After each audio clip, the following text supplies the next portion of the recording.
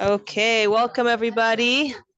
Baruch Hashem, we are here at Living Chassidus. So, Living Chassidus, just a short introduction for anyone who's new, is an organization that started 10 years ago when my husband and I realized that a lot of single women come to Crown Heights for shidduchim after seminary, and they, whether it's Bali Tshuva, whether it's FFB, Crown Heightsers, many of them live on their own. They live in basements or they live in apartments with shared roommates. And we realized that many of them could use community. They could use that constant being together with someone else and growth. And just because we finish seminary doesn't mean that the learning stops and that farbrengen stop. And many times we spend all these years learning Chassidus, and now is the time to really live Chassidus. So living Chassidus, we care for three major pillars. We do learning, so we have classes and farbrengens and regular programs to prepare for Yom Tovim. We also foster community, so we help the single women to find Shabbos meals or to connect to each other, make friends.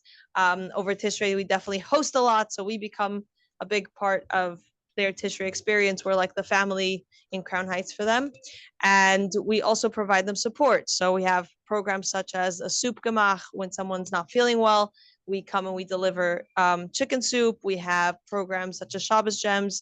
Our amazing Adina is here. She sets up hosts with the incredible gem hosts of Crown Heights, with the incredible gem guests of Crown Heights. And we set up girls to go for meals. We also help them with shidduchim. We help them. I'm a certified Kala teacher, and we provide them with that type of support.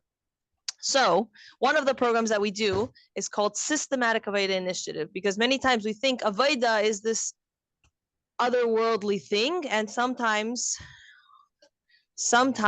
we spend a lot of time saying, okay, like for example, I'll do tshuva. And what we did is we made it into a system. We made it into a daily practice, something that people can take and work on throughout the month of Elul and Tishrei. And to help the Nefesh Bahamas and the Nefesh Lakis, we added two aspects. One aspect is that we host the farbrengen with incredible speakers every other week, or this year it ended up being almost every week. And for everyone that does their reading and their avodah and their journaling and their work to connect to Hashem, we provide them with prizes at every farbrengen. So today's prize for everyone that did your quota with your reading is the newest version of Shar HaBitachon. It is a beautiful sefer the size of your cell phone, which I love that ad because it fits wherever your cell phone almost fits. And you can take Bitachon with you. We've actually had several times that we've gone through Shar Bitachon through our studies, and one of our members actually did an entire siyum learning it on her own in depth, and she was celebrated by Chayenu and Kahas, and it's a very, very big part of our lives, Shar B'tachon. So everybody that earned their prize, I'm going to announce your name. You can come and pick it up, and if you live out of town, we will mail it to you, Be'ezus Hashem. So Mazel Tov to Shelby Aronson, Gula Natik, Ariela Zuckerman, Froma Hershkovik, Bela Klenderova, Esta Citrin, Rachel Gringas, Ruta Cohen, Yosefa Wood Eisenberg, Chai Matasov, Esther Malka Cohen, Adina Lapine, and we also have Ita Gurevich. And if I missed your name, please let me know. Now, tonight's farbrengen is in huge schos to our dear friend Miriam, who we've had a discussion. I said, I'm always looking for amazing speakers. And she said, at some point, one of my favorite teachers comes to town, I will let you know and I will connect you guys. So she really made this shidduch, and we are so, so lucky to have our speaker tonight. Also, I want to give her a big shout out because her son was my son's Rebbe last year. And thanks to her son, my son learned almost six. He almost finished up till 6 prakim of Tanya, Balpeh. And there's several times when I had my window open and his class was walking down the street and they were always chanting Tanya Balpeh. So it shows an incredible mother. So tonight we have Mrs. Tsyrl Turen. She is the principal, if I understand correctly, something like that. She is an incredible mechaneches, and we're so lucky to have her. All right. I didn't know how you knew it. Okay. Does that mean I have to hold this the whole time? Or we can leave You it can, here? can I, You wanna can lapel clip it? it on your, On my yeah. shirt? This works. All right. yeah. Good enough? Perfect. Okay, great. So I'm ignoring the screen. I'm looking at people. Yes. People that I know, and for everyone else that I don't know, since you're the odd, weird ones that come onish time to Crown Heights, let me get your name so I can remember, and then anyone else that comes, I won't know their name at all. Gabby. Geula. What's your name? Adina. Oh, so your sister with Hanalea? Oh, nice. Send her my regards. Okay. Gabby, Geula, Adina. Sorry, what's your name? Esther Malka. Okay. I'm really bad with names. I'll probably forget. But I still, you're talking to people. You want to know something. Know their name. That's their soul, right? So now we got your souls. We're good. So yeah, it's wonderful to be here. It's very special. A sukkah. We got all the makifim divino. We've got 16 high souls all here wanting to be part of our farbrengen. And because I don't know you, I really don't know anything that I'm supposed to talk about. So this could be a really short farbrengen, and that's fine too, because it's a busy place you live in.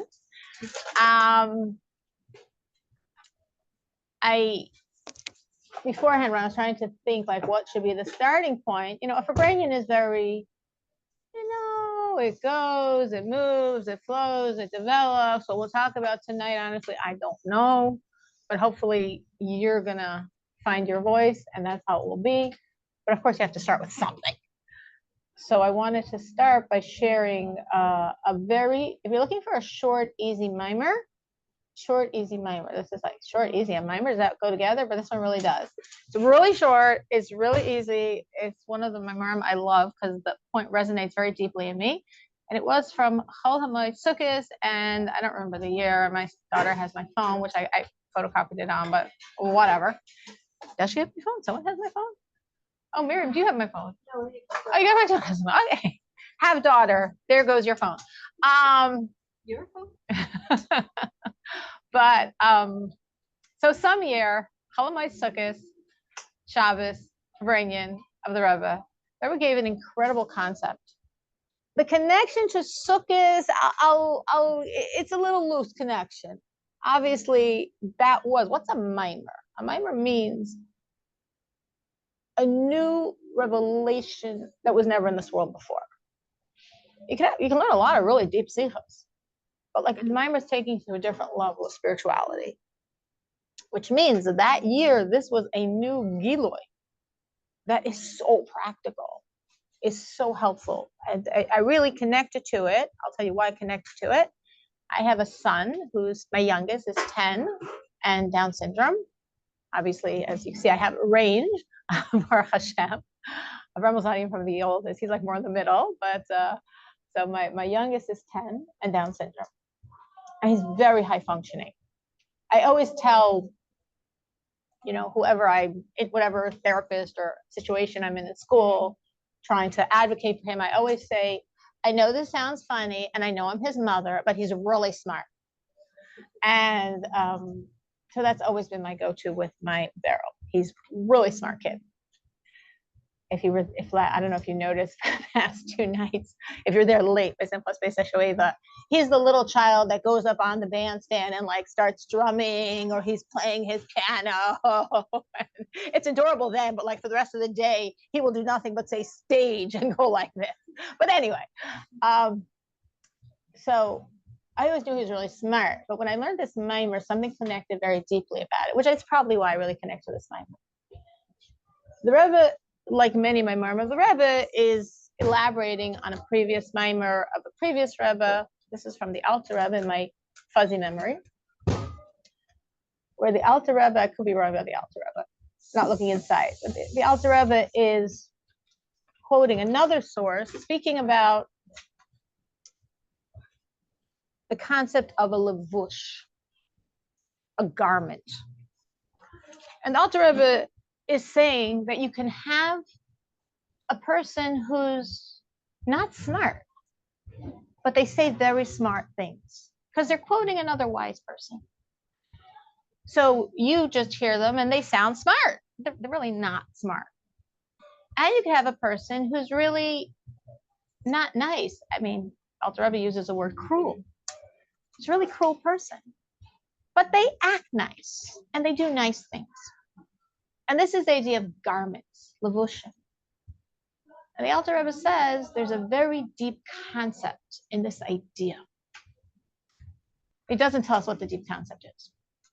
So it took 7 generations for the Rebbe to explain what is the deep concept. And the Rebbe says a garment is really a very high power that changes you. And the Rebbe says, technically, you're not supposed to get changed. If you know Tanya, which I'm sure you do, a Benoni maybe can work on him transferring his emotions, his intellect. I'm sure you've heard the idea, the lands of the Keni, Knezi, and Kadmoni, we get them by Mashiach, which means the intellect of Klippa, it's not for us, don't even try. And to transform our emotions, the animal soul, you can try, and if you're Benoni, you'll get somewhere. The Rebbe says, but actually, that's normal. That's if you do it the traditional way. But there's this unbelievable power in levushim, in garments, in how you dress yourself. And as we would say, the clothing make the man. I think girls in this stage get what I'm talking about. So when we get older, we forget a little. But your garments change you. So the Rebbe says that when the Alter Rebbe is talking about that cruel person who's doing those nice things, you could even say, well, we would call that a hypocrite, a faker, a wannabe, or that not smart person that's quoting these very smart sounding ideas. The Rebbe says, no. The Alter Rebbe said there's a deep idea here. You know what the deep idea is? He's changing. Your garments change you. That's the power of garments. It's such an amazing, liberating idea. Because a lot of us feel, once we're like, I don't know, as old as like 15 or 20, we are what we are. And the Rebbe says, your garments change you. You want to change? Put on different clothing. So, and the Rebbe says, look at the examples the Alter Rebbe gave. Midos and Meichen. You want to change? You're not a nice person? You don't have to raise your hands. But you're not a nice person? The Rebbe says, get dressed. Get dressed in nice clothing. That we can sort of like, yeah, that makes sense. You're not a smart person? Get dressed. Get dressed in wise words. That makes no sense to us. But the Rebbe says, that's the power of a lavush. So when I learned this, I thought about my son, my very smart Down syndrome son. Because he has a crazy mother who dresses him in very smart clothing. Because since he was, I don't know how old, he has to say every day, every word of the 12 Sukkim. Sometimes that's a big challenge. Sometimes it's a bribe, sometimes, it depends what we can offer. But, when he was very little, I said, that's not very stressful. I said, but at a certain point, I'm like, that's a cop out. He's got to say it himself. It's hard. It's really hard. Very wise clothing. He's been dressed in every single day for, I don't remember. I can't remember how old he was when we started. I can't remember. 3, 4, 5. I don't remember. Is he verbal? Not really. But he knows the Yiddish Sukkot. I tried to get him a pasuk at the rally, but I was like, he knows the Sukkot. But whatever. I guess you got to plan this stuff a little in advance. And I was like, oh, that's it. That's it. That's why he's so smart. Because I dress him in wise garments. We started this. I don't remember when I started him saying the psukim, but this whole concept, probably every day of his life, I would say the psukim to him. But I made this a little official 8 years ago. Meaning when he was 3, a hakel ago, I had this very big dilemma. What do I do with him? Where do I put him?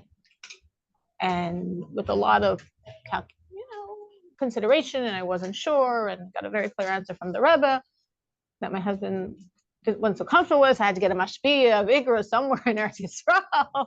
Look at my letter. We put him in public school, and I don't really have an option in Chicago anywhere else. And I had this very big fear, I'm putting my precious neshama in public school. What do I do? And I said, okay, Shnas Hakel. Every day I'm making a Hakel with him. Chokolo Yavar, every single day. So I've made that Hakel with him every single day we now finished our 8th year. So he always lives with Hakel because we call it his Hakel. So over the past 8 years, every day we do his Hakel. And we surround him, it's a Hakel, we're surrounding him with such Kedusha that he's a Rebbe Shliach in CPS, in the public school, and all is wonderful. Anyway, so I thought that was just a really great thing to tell people that I don't know who they are, that I don't know what they need to hear, because I love it, and because I use it, and because it works. I'm selling you something that works. Why am I selling? Because sometimes we're I thought it was a beautiful point. Michal said, we know Chassidus and we learned Chassidus. I'm assuming everyone here did. If, by the way, you don't understand something I'm saying, or I should speak in more English, I'm very good at speaking only in English. That's what I do most of my teaching. But so let me know. I'm assuming I'm, speaking to a crowd of people that have heard all these terms and concepts. But a lot of times we learn it and it's inspiring or not. It touches us or not. But then we keep moving because what does that really have to do with my life? I'm just being the good person and learning. And it's on my spiritual checklist. It has a lot to do with your life. It's actually very interesting. I learned with someone. I don't remember what we started learning. Just someone I learn with once a week. A Lubavitcher woman, very spiritual woman. And we're learning this and that. And she's always trying to find the right thing. And then we were learning. She decided she wanted to learn Shar Yichud Emunah. Right? Not usually what I learn with someone, but no problem. And we're learning it. And then she was like, nah, then I'm not going to say what it is. But someone wrote a book, one of these very user-friendly Hasidic books. Let's learn that. I'm like, whatever you want. We went to that, and we went there for a week or two. And she's like, no, we have to go back to Shar Yichud. Why do you have to go back to Shar Yichud?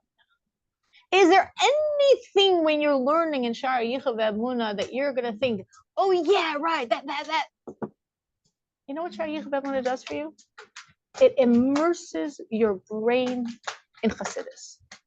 It immerses your brain in the not really relevant to me. Maybe you're going to find the relevance. Maybe you're not. I always find it relevant, but whatever, I'm funny. But, it's immersing your brain in something that you can think has no practical, a lot of sichos have a lot of practical application. You're not going to find the practical application so fast. Don't worry about it. What you're going to find is, as you learn, your mind gets more and more aligned with Hasidus, with godliness. And then you start looking at the world differently. And then you start looking at the world, and then you see your high functioning Down syndrome son, and you're like, oh yeah, that's really a victim. It's just you make these weird clicks because your brain is aligning with a different plane. So when we're looking at this idea of the Rebbe, Levushim, we could be like, okay, that's fine, that's beautiful, that's inspiring. It isn't inspiring. I've heard it, I haven't heard it, I like it, I don't like it, and then we move on. Okay, no, don't move. Don't move. It's very hard for our generation. Sit still. Stop. Don't move. Think about it. And then think of something that you don't like about yourself. Some of you might have a laundry list, and some of you might say, I don't go there. So you don't need the laundry list, but it's wise to know. We could put it in prettier words. We could say how you'd like to liberate yourself, But whatever it is, find that piece and say, Alter Rebbe, I'm going to give you a chance. Alter Rebbe, or it's my Rebbe, the Rebbe, Alter Rebbe, I'm going to experiment. You say, maybe I'm going to take it on faith. You're going to say, nah, maybe I'm a little skeptical. No problem. Be skeptical. Experiment. I'm Is it really possible? I'm already whatever. I mean, I'm 56. Can I change? I haven't deeply ingrained limitations that I've re-limited myself with for so many years. The Rebbe says, that's the craziness of this. The Rebbe doesn't say craziness. The Rebbe says, that's in the quote, the deep secret of this. That's the deep secret. The deep secret is it works. A person could say, wow, so how come they didn't tell me this when I was 12 or 10 or 15? Well, maybe they did. Maybe you've heard this before. Maybe you heard it and didn't think of it as something you were changing, or maybe you've done it so many times and it really works and you'd love to share your experiences. I can definitely say for myself, before the mimer, just stretching myself in this way, before I learned the mimer, I already saw how this works. It's just you, at so many times in my life where I challenged myself to get out of my box, to get out of my limitations. And a lot of times when you're sitting in that box, the box's walls seem very, very like looming strong, like confining, and your vision, or at least my vision, I don't have to put on you my problems, but my vision is, oh wow, this is going to be a really hard box to get out of, and I'm going to try, but this is going to be really tough because this is a really stark box here. This is really intense, those thick walls. And what I generally found, strangely enough, was that it was actually a really fast process most of the time. It was a really fast process. And when I learned this mimer, quite many years after working on these things, I was like, oh, that must be why. In the most practical thing, in the most small things, in the most big things, when you really say, I can change. I'm not stuck. I can make myself to be whatever I want to be, and I don't have to limit myself to the fact that I've been doing it like this for a long time. I think Miriam said yesterday, the definition of insanity is keep doing the same thing that doesn't work and wondering why it doesn't come out different. Like, hey, I keep doing it, and how come I still keep getting the same not such great results? We can change. We have that power in our hands. So that's a really stark thing that I really love and I wanted to share. Sure. So is that remind me of your name or tell me your name. Gula. Okay, so you have to remind me because I didn't know there was a Gula. I remember your name. Yeah, is this like a real change or it's revealing what was always in there, or a superficial change? Right, I'm saying I think it's more superficial. So you're saying it's like the Rebbe says it's real. So it's actually changing. It's actually changing, and that's why the Rebbe says it's such a deep secret, because the Rebbe says, according to Tanya, you're not supposed to be able to do this. That's like how the Rebbe writes it. Like in Tanya, a Beinoni, like I gave they weren't my examples. They were the Rebbe. The Rebbe says a Beinoni could work on his midos, when we get to be that Beinoni, and Moichin is for Mashiach, and yet it works. The Rebbe says that's his point, and yet it works. And this is what the Alter Rebbe meant by the deep secret. It's a deep secret, but the Rebbe spills all the beans. So, I think of that sometimes, like, hey, all those holy Hasidim, they were far holier, like 100%. But we get the deep secrets. We get all these deep secrets. And, go back to, crushing the crown jewel because we got to revive that son. Well, got to bring Mashiach. So I don't know if you guys are holding there, but we're pouring the deep secrets on you. So yes, it actually creates real change. And I've seen it personally myself in really cool ways. It's just like, just do it. That thing that's not you, but do it. And like you think, okay, do it for the next 5 years. Nah, it sometimes happens so fast. You just do it, and then you change. And it's like I said, it's to me like such a liberating thing. It's truly liberating because we truly have boxes. And sometimes we don't like our boxes. Well, sometimes we pretend we do, but underneath that pretending, we still don't really like our boxes. And you're not stuck. You're not stuck. What's your name? Shayna. Shayna. What about Your memories. That- How can you that- change if you're saying you're yeah, controlled by your like, past? let's say we could spend a long time. And it's so in our memory, in my memory. That you don't think you could shift from it. Or even if I'm You mean- shifting, I still keep having that. Or you say maybe it takes time. Well, like give me an example. You don't have to give me a personal example. You can make up one. You're saying like someone who's always cruel, even if they're acting kind in their memory, they're like, no, I'm not supposed to be generous and nice and warm. Why am I doing this? Yeah, something like that. I didn't find when I do it myself that it takes that long. Maybe again, I don't want to make up my own tyrants. You know, everything I said so far was in the mimer. Once I start answering your question, I could start making up my own stuff. Maybe the answer I'm making up is the deep secret is how the levush interacts with your core, with who you really are, your neshama. Like whatever you learn, you know, the Rebbe has certain favorite themes. So definitely a huge theme of the Rebbe is atzmos. The Rebbe is like atzmos. Can I use the word obsessed? You know, like so into everywhere. And you could see if you learn enough, like you sort of know already, oh, I know where it's going. Oh, I know where it's going. Because everyone goes there. So etzem core, so when we learn about ourselves, if you learn about yourself, you wouldn't recognize yourself. You know, like that's me. That's I don't know. I don't recognize that person. How the Rebbe describes me, how the Rebbe describes us at our core. But that's what we are. And just a wonderful thing imagining and when Mashiach comes and all the other junk gets discarded and we actually are living at that level and we'll like be like, whoa, get to know myself here. This is amazing. So maybe because of that, maybe the levush is interacting with your etzem. And because of that, there's a power there that's far bigger, Shayna, than you think you are. So you think you're conditioned and you have muscle memory and you have whatever. Some people have their traumas and their thises and their that's, and we all do.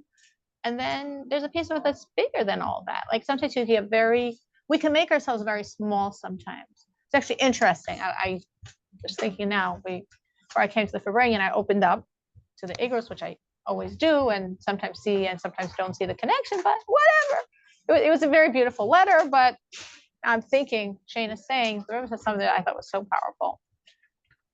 Maybe this is for someone. Maybe this is for Shane. The Rebbe says, you should know you're not a yachid, you're a rabbin.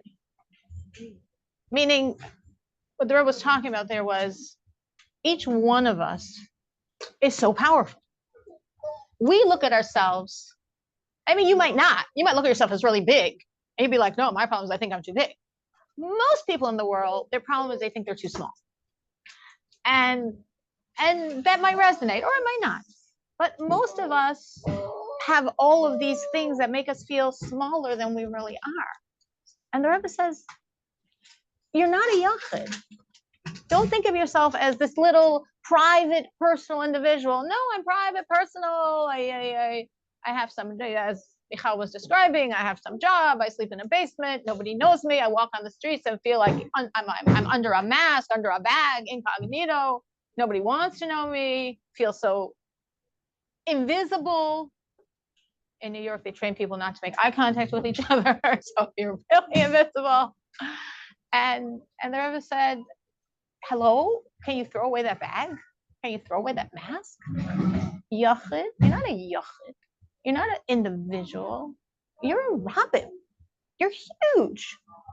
And the Rebbe keeps giving us that same message. Your problem is you don't know how big you are. Well, what am I supposed to do about it? The Rebbe says, thank you for asking. You're supposed to change the world. I'm supposed to change the world? Yeah, if you've learned anything from the Rebbe, you know you are supposed to change the world. Well, I can't change the world. The Rebbe says, sorry, start moving. You know, this year I had the Sukkos twice.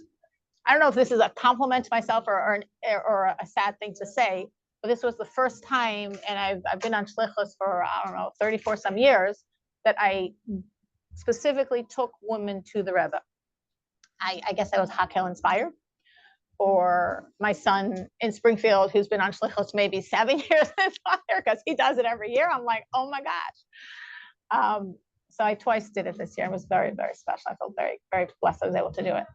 And so to do that, I actually had to I did homework. I researched about 770. It was really, great experience for me being Chabad all my life and all that. But, I don't know. I gave them the tour. So I, prepared a lot for the tour. So something that was very powerful, it was actually very interesting. The first time I came, the women were modern Orthodox. And I took them to all the spots in 770. And I'm telling them, one of them was she's very intuitive, very spiritually intuitive. So for that, I say something super cool. So we came in the middle of the summer. That's the time you take people. You don't take people now. But you take people in the middle of the summer. And so I took people, the first people I took were dead summer, empty.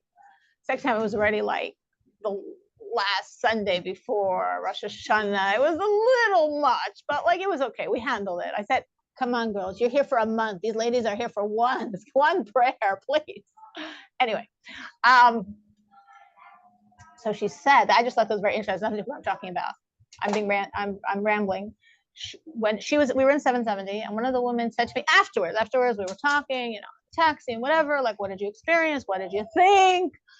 And she said, when I was in 770, I tried to get if it was during a tefillah, but I don't think it was. She used a word I never heard of before. Of course, I sort of pretended I knew what she was talking about. But you're younger, you probably know what she's saying. She said, it felt like a rave. That was the word she used. She said, it felt like a rave.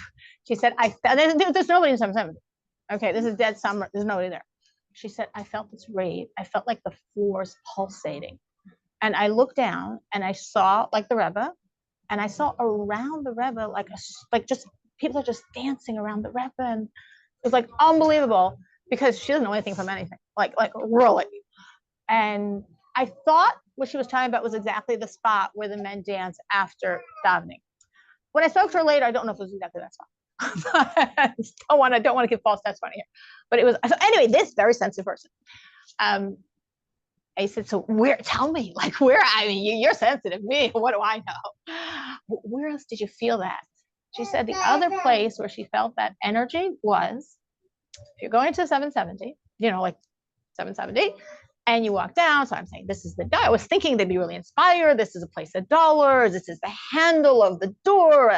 All the stuff you always tell people, you hold the handle. And nice, beautiful, beautiful. So we're down the hall. I said, this is the room. The room, that small zal, whatever part of the yeshiva. That's the room where Basi Lagani, Tafshin Yadalav was fed. That's the farbrengen. And I said, you're of course there were men there. So we pretended we didn't notice. And I said, I said right here. We're standing here in the Chiddushei, if you know what I'm talking about. And I said, right here. This is where the Rebbe said. This is where the Rebbe said his first, and it's Bas Lagani, the one I said his first inaugural address as Rebbe. So she said to me afterwards, she didn't even connect it to what I said because I guess she didn't hear it, but she said, I felt something in that room. So intense energy in that room, I've never felt. It was so intense. So now I did this twice. So the second time I told the ladies, I brought someone very spiritual last time and she felt it in this room. But so I'm in this place and it awed me both times. I'm like, this is where it started. Any of you seen the room? It's where women aren't supposed to go, right? Okay. It's small. It's the first room you walk in. If you would go from the maskir, if you would go straight, you walk down that hall, and it's part of the zal, yeshiva, whatever. It's a room that you would think could hold 300 people if they were all standing, but if you see the pictures, there were tables. So were there 300 people at that first farbrengen? I don't know. But you can say exactly here, and it was so cool how this is where the Rebbe sat. If you go into the WLCC room, they'll show you the mic. Both times we couldn't get into the WLCC room. It's fine. But this is where the Rebbe sat. This is where the Rebbe gave his address to the world. The Rebbe speaking to maybe 300 people. Chabad then was maybe 50 families, 50 refugees, 50 immigrants from Russia. They're in, and so who are the other 250 people? I don't know. Maybe there were some of the in Montreal then, or that came in. Curious people. And like, we know the story, we know the mimer. This is the mimer where the Rebbe says, that's it. We're doing it, guys. Now, we know this, the Rebbe. In those days, he was like young. Chabad was like very, very, very small. So you hear different things from different people that were there. Some guy that came out of curiosity stayed and became a chassid. Another guy that came out of curiosity said he thinks he's Mashiach. But it was so palpable what the message the Rebbe was saying. So the Rebbe said it then. You're a yachid? Guys, you don't have the luxury of choice of being a yachid. You're in the Dor HaShvi. You're bringing Mashiach. I think of it when I'm by Simchas Beis HaShoeva. So people have different feelings. I love Simchas Beis HaShoeva. And I always think like, okay, I'm taking in Simcha and Chayes for a year. Just fill me in. Yesterday at a certain point, I was so sick. I was like, I never think this. I'm like, I should really leave. And I'm like, no, yes, be normal. Why would I be normal? I don't know. I just sort of We've all been through that. You've been through that at a point or another. I just like sort of like sat down for a few minutes. I was just like, okay. And then like Hashem did a miracle and I went away for the last half hour after being like sick for 3 hours. But whatever. I still said, I don't care. I know I'm taking Simcha and Chayes for a whole year. It's worth it. It's a little hard, by the way, you should know, when you see like all the guests, like the Israelis, or, like I realized at a certain point many years ago, all these people come from homes. They all have like normal beds, normal showers, normal foods. As they say, vegetables that actually taste like vegetables, not plastic. Like, and it really is like putting it all on the side because there's something here you can only get here. So I can't say my conditions are as bad, but still, it's schlepping. I also have a normal home, Baruch Hashem, and it's schlepping, but it's like, but I know I can only get this here. So I'm envisioning here, so I'm Simchas Beis HaShoeva, and that my standard vision is, as the Rebbe says, that all the Rebbeim are dancing with us. So I think of like the Baal Shem Tov and the Maggid. I think of like all the Rebbeim and the Hasidus they taught us. And I'm like, they're seeing all this craziness. Like you think of like, I don't know. You don't have to know a lot of Hasidus. Think of Kuntres Umayim, right? So you think of Iskafia. And you imagine the Rebbe Rashab here seeing what's going on in this craziness. And I'm thinking, what are they thinking? They're thinking, we love it. We love this. We love this. Because this is what you guys need. And every Rebbe, every leader, every Rosh B'nai Yisrael, he gave that door what they needed. It's not like the Rebbe is a renegade, is changing the direction of Chabad. The Rebbe, all the Rebbeim, it's one continuum, it's one neshama, it's one energy. And now, when you're in the Dor HaShvi and you're bringing Mashiach, and you need to, it's like I look at these streets and I'm thinking, only the Rebbe. You guys take it as normal. I just, I'm also in Chamadin. I don't know if I can say I remember, but I remember like the Rebbe started, I don't know, 81, maybe 82. Until then, Chabad was like everyone else. Simchas Beis HaShoeva meant you were in a sukkah and you farbrengen. And then maybe at a certain point you danced in the sukkah. And the Rebbe came out and said, we're going on the streets. We're conquering the world. The streets have to dance. You're going to dance and those streets are dancing. That's what Simchas Beis HaShoeva means. So if you've grown up with this and you think, oh, this is Chabad l'Doirei Doros, it's not Chabad, it's been Chabad since the 80s. That might seem to you like a long time ago. It's Chabad since the 80s.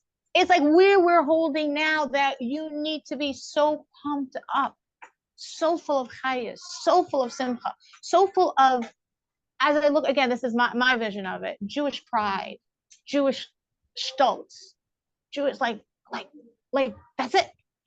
We go out and we're the powerhouse of the world. It's like, whoa, what ego? The Rebbe says it's called Viniflinu. Viniflinu is, we're so blessed. We have something so powerful. And the Rebbe says, and you have a lot of responsibility. Because I'm not giving it to you for you to feel all this power coursing through your veins and have this really awesome experience and go to sleep at 6 in the morning. No, I'm giving it to you so you're a yachid, you're a rabbin, you change the world. Have you felt that? I mean, I'm sure maybe you got this stage of this, how you like, I mean, I don't know how many of you have friends that are not Chabad. So I don't know if you've seen the difference, or you felt that in yourself, the sense of like, I gotta change the world. I don't know what that means, but I gotta do something because I definitely know that's what I'm supposed to be doing. Gula? I have two Gulas sitting next to each other. I think that this theme is like repeated a lot. That the Rebbe, like, I guess, expects a lot from us, and we need to change the world. And I think every time I hear it, I feel like panic. Yeah, that's normal. That's a good sign. That means you're actually thinking about it for real. If you hear it and you say, "Oh, that's nice," then you're not processing. If you're saying like, "Oh no," that means you're hearing it.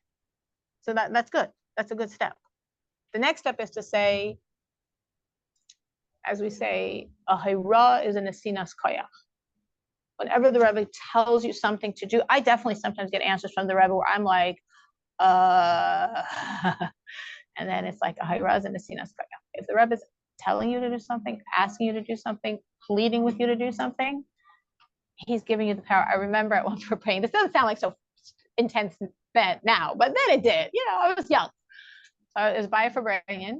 It must have been one of the 2 years. I had 2 years as a chus of being here in Crown Heights before we went on shlichus. I'm not from Crown Heights. I'm from Baltimore. So I had 2 years, like my post-seminary year, and then my first year of marriage. So that was in Memches Memtes, 88 and 89. So I had that the chusin of like, you know, every Shabbos, Baruch Hashem. What life was like then for me was I would wake up very, very, very early Shabbos morning because I wanted to hear the farbrengen. So to actually hear a Shabbos farbrengen, I think in the women's section in my head there was about maybe 4.5 spots that worked. That you could not just hear you could hear the Rebbe's voice, but I wanted to actually hear the words. You also need a lot of other like tools to do it, but we'll put that on the side. So I would come very, very, very early to 770 to get my spot. When I started, I had one spot, and then I realized, no, I want to do it. I got my spot, like that spot that I could actually really hear. I had 2 years of that's the chus of hearing the Rebbe's farbrengen.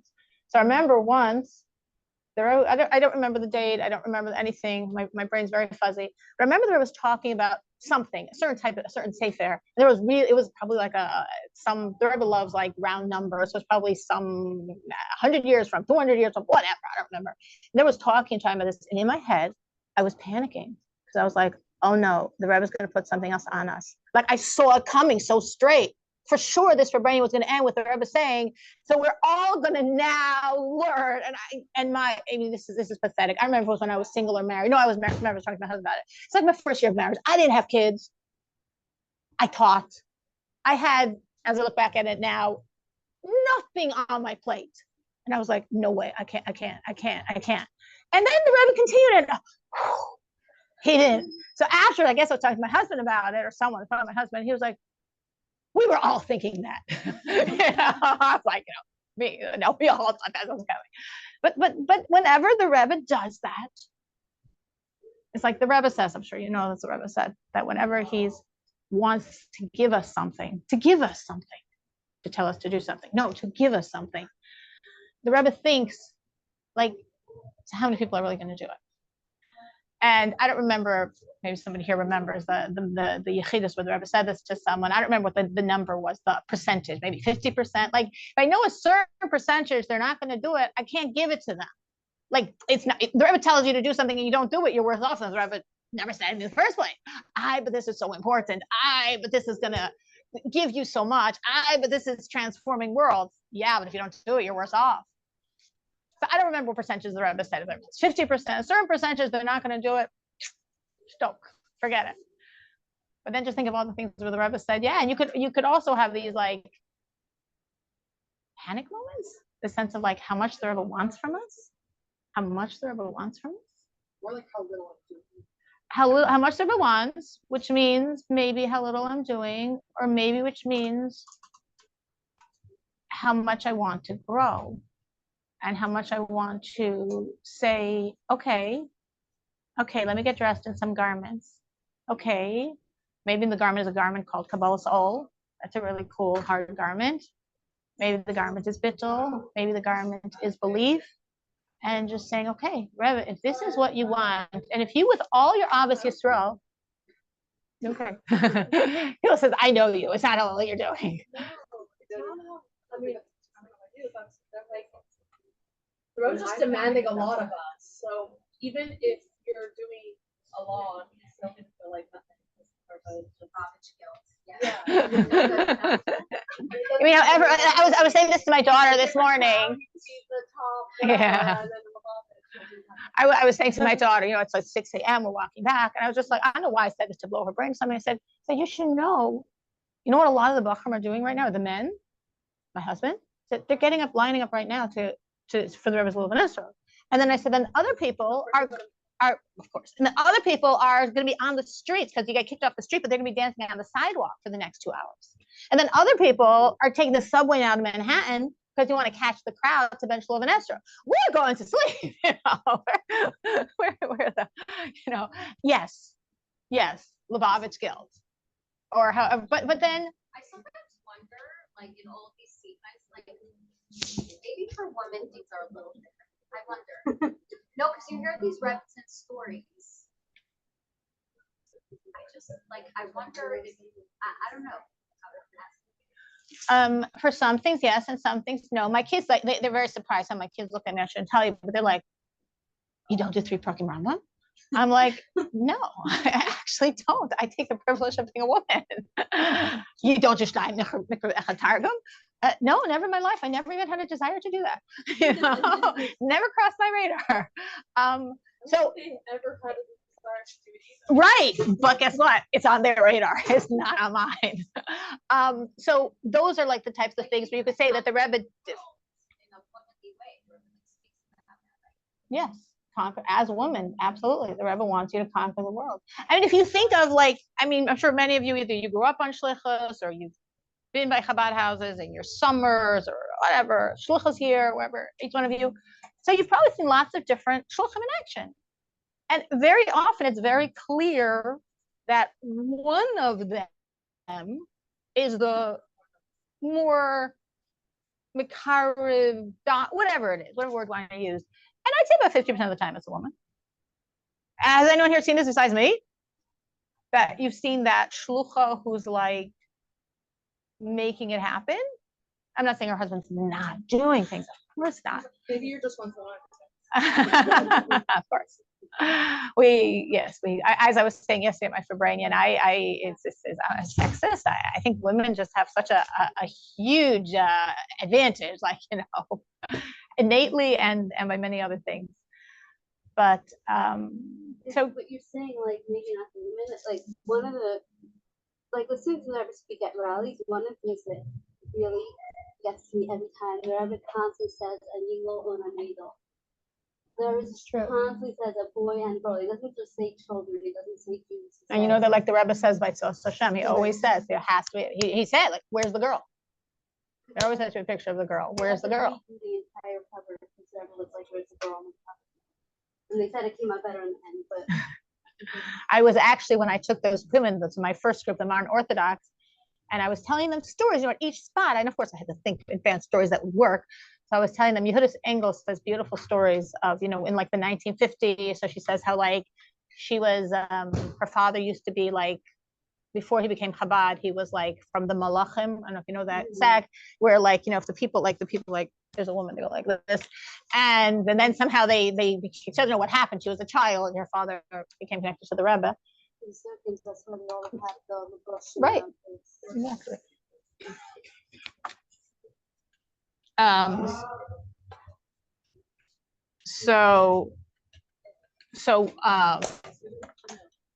So she has 2 beautiful stories. I'm sure she has more, but 2 that I know of. One where she says how when she was a little girl, this was going back to that original farbrengen room I'm talking about. So how the room was set up was there was the room. I mean, that maybe could hold 300 people. And then there's a room that maybe could hold you'd think 20, maybe 50 in our stand, maybe 50. Anyway, that's where the women were. And she was I'm sitting on top of the bookshelf in that room. And the Rebbe was giving a kashal bracha at the end of, I guess, the yantiv. And as her father went by, he said, is your daughter here? Where's your daughter? And father pointed. He said, bring her kashal bracha. And she came, her father went, he got her from the bookshelf, and she came and she got kosher bracha. So another time she was, this was when, after they grew out of that space, I learned this, don't think I knew this forever. I learned this literally to prepare for this. Next to what was that original 770 was like a driveway. They called it the shalosh. It was an empty driveway, which I guess they bought, and that's where they would hold the farbrengen. They had maybe a tarp over it sometimes. It was very. And that was the farbrengen. And so she was like, that was where the farbrengens were, and this was at that time the farbrengen, every Shabbos Vorchem and Bachs Yom Tovim. So she was like, it was like that after the farbrengen. She's a little kid, and she was like sort of playing outside the Rebbe's office, and the Rebbe came by after the farbrengen, and the Rebbe said to her, "Did you say l'chaim by the farbrengen?" And she said, "No." And the Rebbe said, "Why not?" And she said, "Because girls don't say l'chaim." And the Rebbe said, "Why not?" And she didn't have an answer. So that was Shabbos Vorchem. A month later, Shabbos Vorchem, she's this now by the farbrengen. She's all the way in the back, where the women were behind the men. And in the middle of farbrengen, during the part of the singing, a man came over to her and gave her a cup. He said, "The Rebbe said for you to say l'chaim." Wow. So this is 1950s the Rebbe. I said this to the woman. Now these are modern Orthodox women, and these were like women that Baruch Hashem, they come from more affluent families. So one of the women there, I don't know if it's just, she said when they go, she was so taken aback. Today, 2023. So when she and her husband go to Israel, they visit all these great rabbis. She said she's never able to go in the room. She said they don't let the women in. So she stays outside, and her husband goes in to all these big chashava people that I guess are seeing her husband because he gives them a lot of money. It's like it's and the Rebbe in the 1950s is saying, girls don't say l'chaim. I only want to inspire the men. I only need the men. When you think of the army, I once had this situation with someone who was trying whatever he was doing, but I was thinking about like the Rebbe's armies. I was thinking, there's the army of the Bachrim. There's, of course, the army of the children. And, of course, there's the army of the shluchim. And, of course, there's the army of the women. So, as a woman in the army, do you have to do every single thing on that Rebbe wish list? It depends who you are. It depends what answers you get from the Rebbe. I remember once, this was like after some baby was born. Don't know which baby, don't know which year. But I usually gave myself like a little break after I had a baby, a little break with whatever, I don't even remember what the break was. And it was probably some school-related crisis I had to write in. I'm sure this wasn't like a week after I had a baby. And the answer was like, why aren't you doing your shiurim? I'm like, because I just had a baby. But like somehow the Rebbe probably knew I just had a baby. But the Rebbe was like, so what does that mean? What I think it means is, who's doing a favor for who? I'm thinking, Rebbe, you're so lucky. I'm such a wonderful chassid. I do all this for you. And the Rebbe's like, all right, if you want to think about it like that, you have a crisis, you have a need.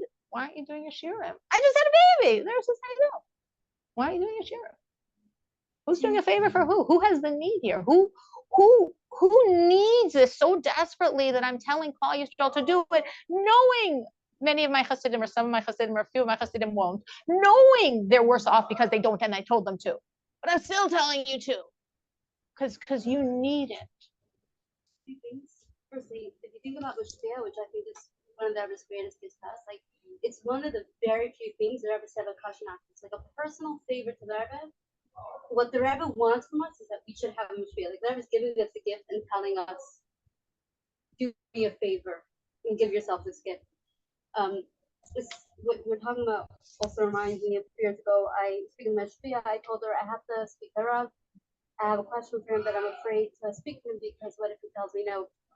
So she said that the Rav will tell you what the halacha is. The halacha, the Torah is meant to, it tells you the way you're supposed to be and it keeps you happy. So even if the Rav tells you no, it's telling you Torah, and that's really what you need to hear. That's really what's going to make you happy. The wife must be. He told me no. He told me no. And in the end, I saw that he was, not that Torah meets my stomach, but he was made it right and made it Yeah, that's the point. That's exactly the point. He told me no, and I even saw he was right. But we need that voice of authority because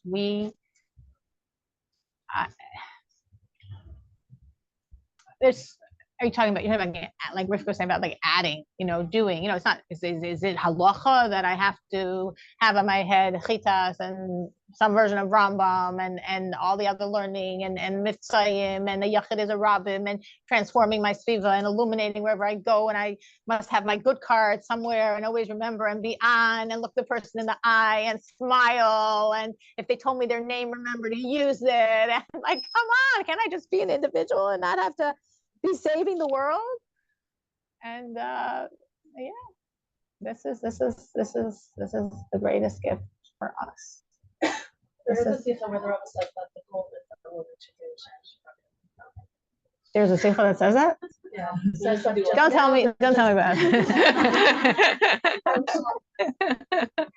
It's funny thing is, because I remember even when I was in seminary, and this was shortly after Rambam came out, and there were one or two girls that were doing Shalosh Baruchim, and I always wondered why. But trust me, I never asked them. Never asked them. I did start recently, and it's that my kids wonder. I actually know a number of women that do Perek Echad, which doesn't take that long if you just do what a lot of people do and read it. But I tried to. I didn't want to do that, so I did something different. I bought volume by volume, the most Naim Rambam, because I said this to my husband, I said this to my sons. They were like shocked. I said, I don't understand the Rambam when I just read it. And they're like, you don't know what it means? Like how mommy? I'm like, no, it's a lot of words that are very contextual to whatever that is, and I don't know all those contextual words. So I really like Maznaim, and I really like the footnotes. And what? It's not about. So without the footnotes. Oh, really? Oh, okay. Because if you're doing Rambam, Perek, or such a fucking treat yourself to the farm. But anyway, so I know I treat myself more. I don't have any. I love it because I have no. This is me. This was my own idea. Why I did my own and not Perek Echad, I don't know, because I didn't want pressure, and I don't have to do this. I am truly being a volunteer. I have no obligation to do this. So instead of putting myself in a box of having to do a Perek, and I want to learn it, and I want to actually really learn it, I say every day a certain amount of time, and whatever I cover. So I have no sense of covering ground. I just have a sense of learning. And and how I do it, I do Hebrew and English, because I figure over time I'm going to learn all these contextual words. And it's and how should I explain it? And sometimes I give myself a break and don't do it. And when I do it, I feel how it's feeding me. I feel that being fed. When I learn the Hasidus, not always, because there it's an obligation, right? But so many times I feel it. When I say Tehillim, I say a lot of Tehillim. As you get older, I think it's something that happens to you. I feel how it's feeding me. What I started recently, this is very recently, I don't know if it's going to stop. I don't know if it's sustainable. This has been since Chai Elul. I've been working on davening. Now, it's not the first time in 56 years I've worked on davening. And like it comes and goes away. Maybe nobody else here ever has it, but it comes and goes. But Baruch Hashem, since Chai Elul, I don't know, Hashem, it's a gift of Hashem. I'm grateful. I don't know if it's sustainable to work on davening, but every time when I finish, I feel it. I feel how it helped me. I feel the difference because it's so new, fresh, and I don't know if I'm going to keep it up. But I really feel it. Now, something I have as an advantage that I've seen many of you don't have is many children with many needs. So very often I do things I don't want to do because I want to give as a chus to that child. I almost always nowadays link most of my haflatzas to some kid. This is for this kid. This is for this. So I will share with you one haflatza that again I've taken on and off many times. That's I think the thing of a garment. You can take it off also. But I've maintained this for a while because I'm thinking of a certain child. It might not sound so amazing, but unfortunately, in my smallness, it's hard. I don't open up my phone until after I finish davening and learning. It is so hard. It is so hard. The fact that it's hard is sort of a pathetic statement on me, but it's really hard. But if I'm ever going to crash, I'm always thinking of this child. And I'm like, no, this is for him. He doesn't know I'm doing it for him. He doesn't know why he no longer is attached to his phone. But I know it's worth it. It's worth it. So it's kept me motivated in doing it this time for much. Yeah, I've done this many times, and I'm like, I don't, and it's hard. Or usually it's just a davening. I don't know why I added learning. I don't know what I was thinking. Doesn't it like add more guilt if you're not doing the fun if it's attached to a child? Guilt, Jewish guilt could be a wonderful thing. I don't know if that's a controversial statement. Pressure. It's guilt can be very negative. Guilt can be very limiting. Guilt can be coming from a very unhealthy place. And yet we see in Tanya that when we describe the Rosh Hashanah, what's the definition of a Rosh Hashanah? Someone who sins without guilt. That's the whole difference between a Rosh Hashanah and a Rosh Hashanah. In essence, as we would understand, as we would see it, his neshama left him. But how do you see that the neshama left? But what you see is he sins guilt-free. So what does that tell you about guilt then? Guilt-free means you're a Rosh Hashanah? You know? I think it's in the moment though, because there's a difference between like feeling guilt in the moment and then feeling guilt and then after it's over. So I think I would go back to what Miriam mentioned about the mashpia, which I agree with her. It's a beautiful gift the Rebbe gave us. He forced us to have a beautiful gift. There's so many things in Yiddishkeit that do that. Again, as a mother, I think about this all the time with my children. If I was not a Yid, the religious Yid, I would not have the number of children I have. I can guarantee you that.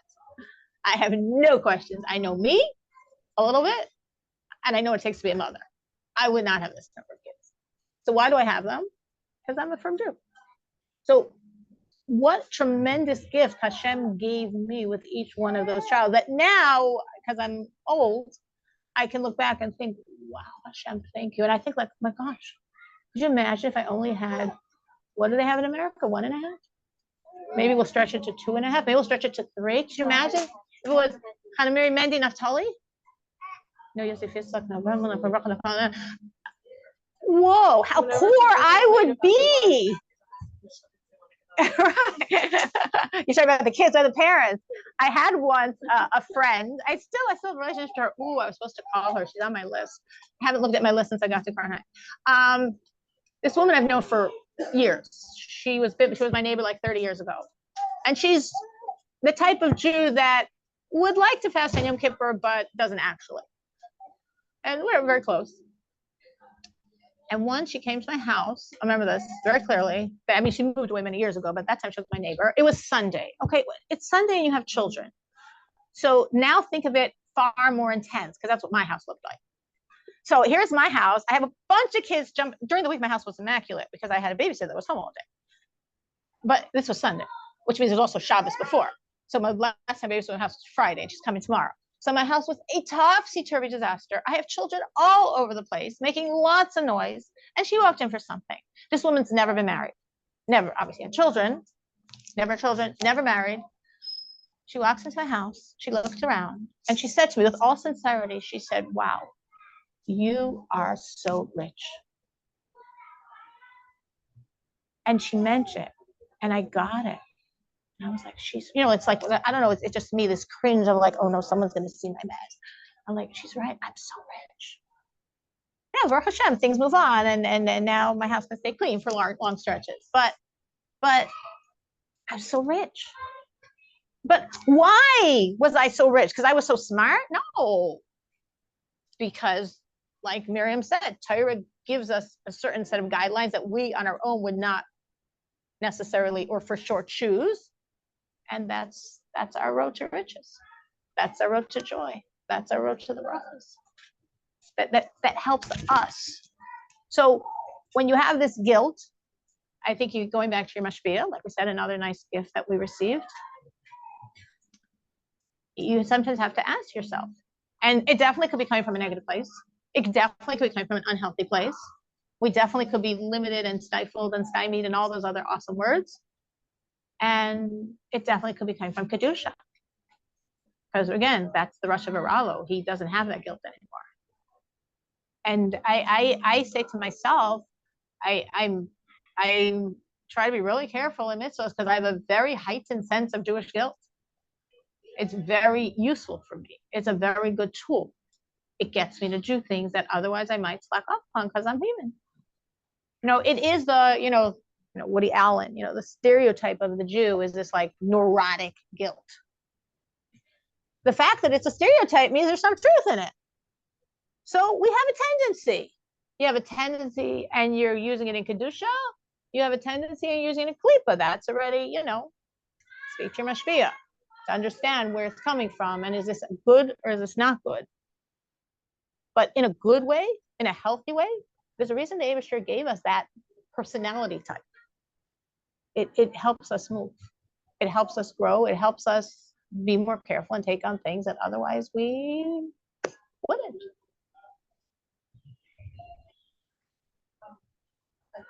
Just from before you said that the woman's not like the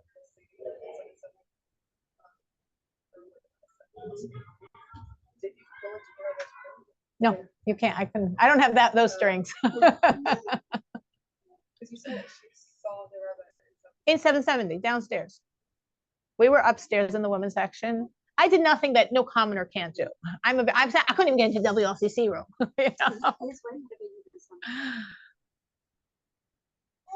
Whatever. I'm not gonna say anything. I'm not. But everywhere I went, anyone could go. Of course, the second time the men did say, this is a Zal. I'm like, oh, we didn't realize. Yeah. My son did tell me the times when I could actually go in and men aren't there. It's like the lunch break, but it just didn't work out the time, so I ignored it. I mean, the women did want to know if they could go downstairs. And I'm like, no, I don't think so. Like, why not? I'm like, no, whatever. We'll skip it this time. Maybe we'll come back another time. But yeah. How do you balance the guilt with living a joyous, being in a state of joy? That's where I go back to that idea of speaking to understand if it's coming from a godly place, it should not shepherd your joy. If it's not coming from a godly place, it's designed to remove your joy. But if it's coming from a godly place, it's just like any Gashmias thing in life. Sometimes we could relate more to Gashmias. If you would, I don't do any of these things, but if you would push yourself and every morning go on a run or a brisk walk or go to the gym, do you think every person that does that, they wake up in the morning, they're like, yeah, this is what I want to do? They're like, and then they do it and they feel good. All these people out there, not me, that eat healthy, it takes so much longer to eat healthy. I would do it if it took faster. But do you think they don't realize that and they have all this time? But when they push themselves and they do it, they feel so much better. I know for myself, again, I'm not eating so healthy, but when I am eating properly, which is a discipline.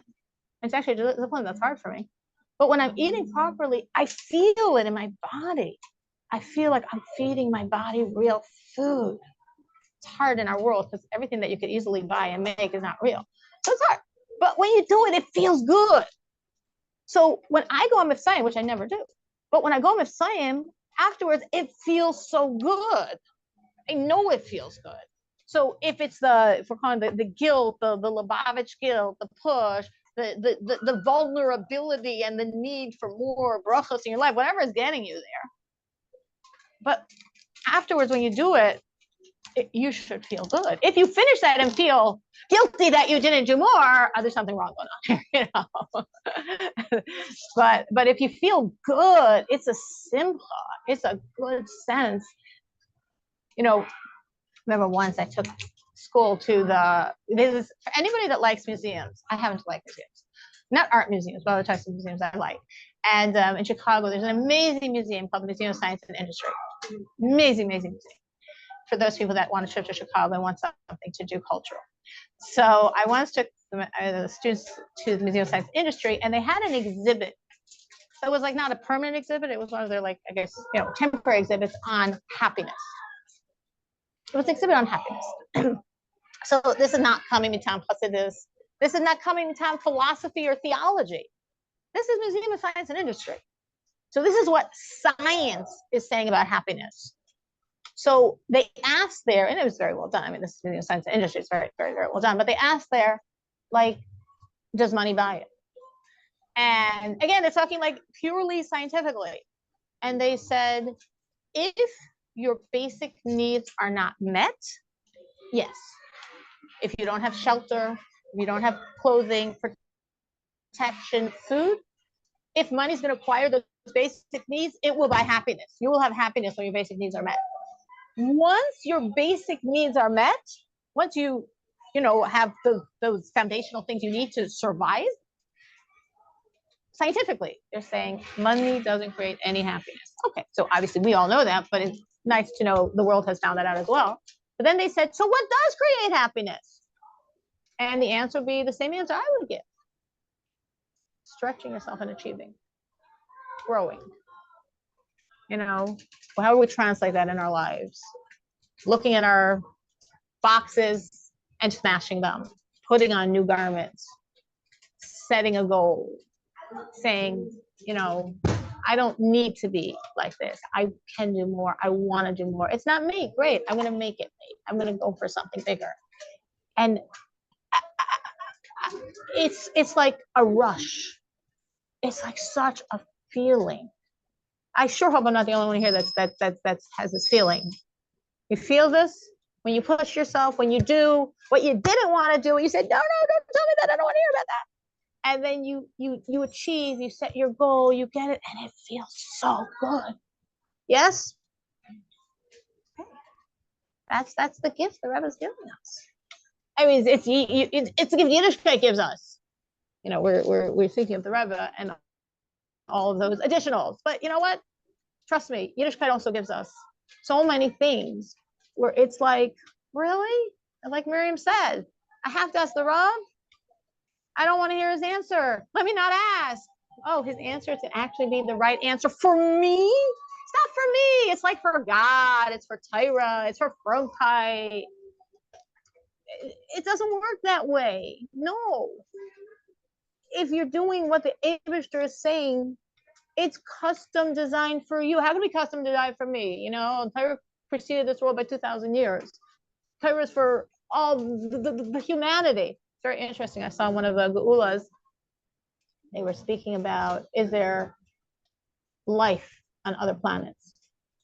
And someone once asked the Rebbe, this was during the time of in the 60s with the whole space race and all that. So the Rebbe was asked by someone, could there be, according to Torah, life on other planets? So the Rebbe said, that was so interesting. The Rebbe said there could be life, but not intelligent life. There could be growth, there could be moth, there could be something living, which they haven't found yet. But there could be, but they cannot have intelligent life. The Rebbe said, why not? Because there's no purpose of life without Torah. For life, there has to be Torah. Torah is the guide for life. And there can't be two Torahs. Because if Torah is emes, it's only Torah there is. So if there's life, there has to be Torah. And there has to be one Torah, which means the Torah we know.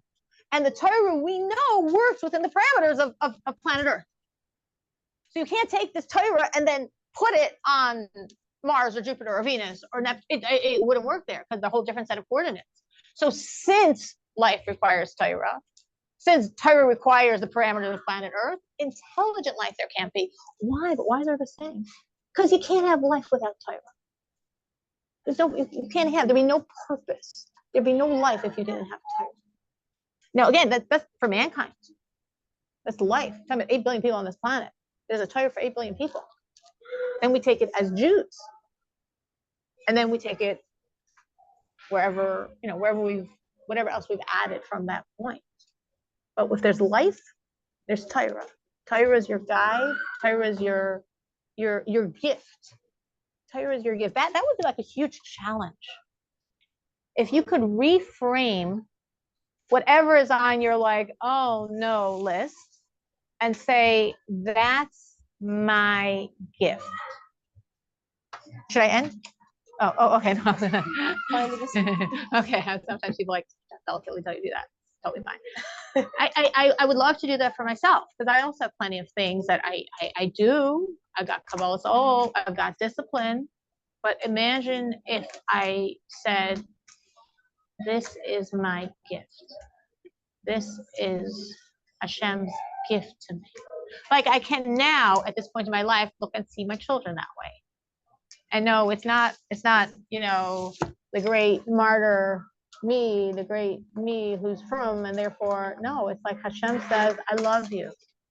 I want to give you the biggest gift I can. Have children. This is my gift. So I can say that now because, and it progressed over years. It's funny. Some of my friends are like, they were the opposite. The first one for sure was a gift. It was sort of like the second, third, fourth, you know, they start feeling that. I'm like, I don't know. For me, I just was, I guess, very young. So I went the other direction. But imagine whatever in your life you're looking at as like, you do it or you don't, with this like, oh no, I don't need the guilt. I don't want the guilt. Why do you have to put this on my list? The burdens. And it's like, I want to reframe that. I want that to be my garment. I want to say, this is my gift, personally for me. Again, Torah was given for all mankind forever. So how can it be personally for me? Well, I mean, what are we thinking? You know, here I am. At this moment, there's, I don't know, 15 million Jews in the world. And I mean, this is the only time there have been Jews in the world and humans. So how could I say something so obviously not correct, that Torah is my gift, and every part of it that's annoying or burdensome or stresses me is part of my gift. So if you think of Tanya, in the introduction to the Tanya, the Alter Rebbe starts by explaining all the reasons why Tanya shouldn't work. If you remember from like 9th grade or whenever last you looked at it, Yutes Kislevish, all the reasons why Tanya shouldn't work. And then the Rebbe basically says, but it does. But it does. I know you. I know you very well, and it does. Who is the Rebbe talking to? As the Rebbe writes in the introduction, all of us, for all the generations. So azah chutzpah, do you imagine that? The Alter Rebbe, I don't remember how many hundreds of years ago, is writing for me, living in a different continent, living a life that I don't know if then they would think we were Jewish if they saw us. Seriously, I think that sometimes, imagine the Neshamas L'mayla, they look at me, would they know I'm a Jew? Do I look like a Jew looks to them? Maybe if they saw the walls of my house, they noticed the svarim, but they saw me. What they saw me? I could be on the streets and a guy might not know I'm a Jew. Why would they know I'm a Jew? All the Rebbe writes there. I wrote all the answers to all the questions. You know my questions? What are you talking about? I know so many, I love Tanya. I know so many people with Tanya, like, you know, one person, he was an older man, and he was a Lubavitcher that never had a beard. And at a certain point in his life, I'm talking, he was sure in his 70s then, or maybe even later, and he grew a beard. He has many children, they're all shluchim, he never had a beard. And someone said to him, what made you at this point in your life grow a beard? And he said, I started learning Tanya. Now, there's nothing in Tanya that talks about growing a beard. I've learned Tanya with people, and they've also done different things. Stop talking to boys. It doesn't talk in Tanya about not talking to boys either. What's going on? It's a neshama thing. Like you know, the story with the Alter Rebbe and Shklov and singing the Nigun, and their neshamas opening up, and they knew the answers to their own questions. Or like I was saying before about learning with the woman, Shariach of Emunah. Why? Why does she need Shariach of Emunah? She's got a lot on her plate. She wants to learn something practical, learn something relevant. Why is she learning Shariach of Emunah? Because she felt it. Like when you put your head in that Hasidus, like it aligns.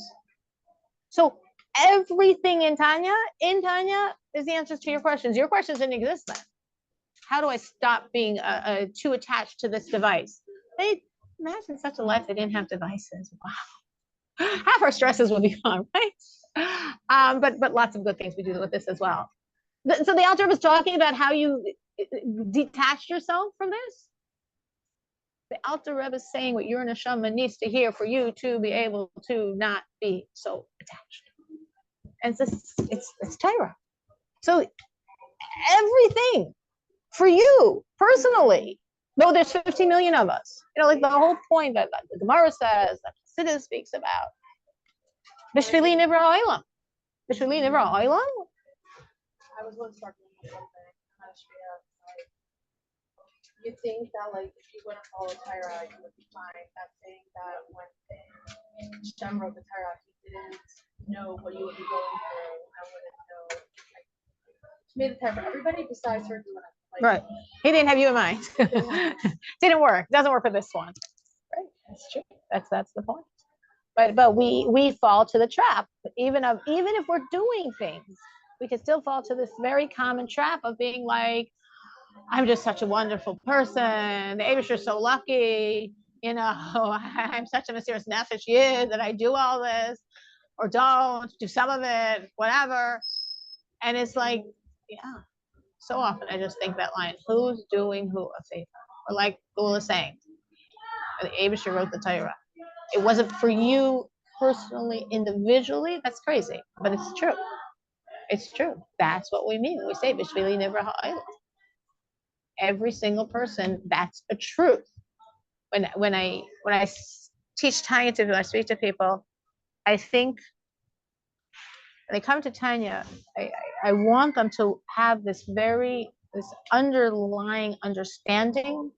You are an neshama. You are a piece of God.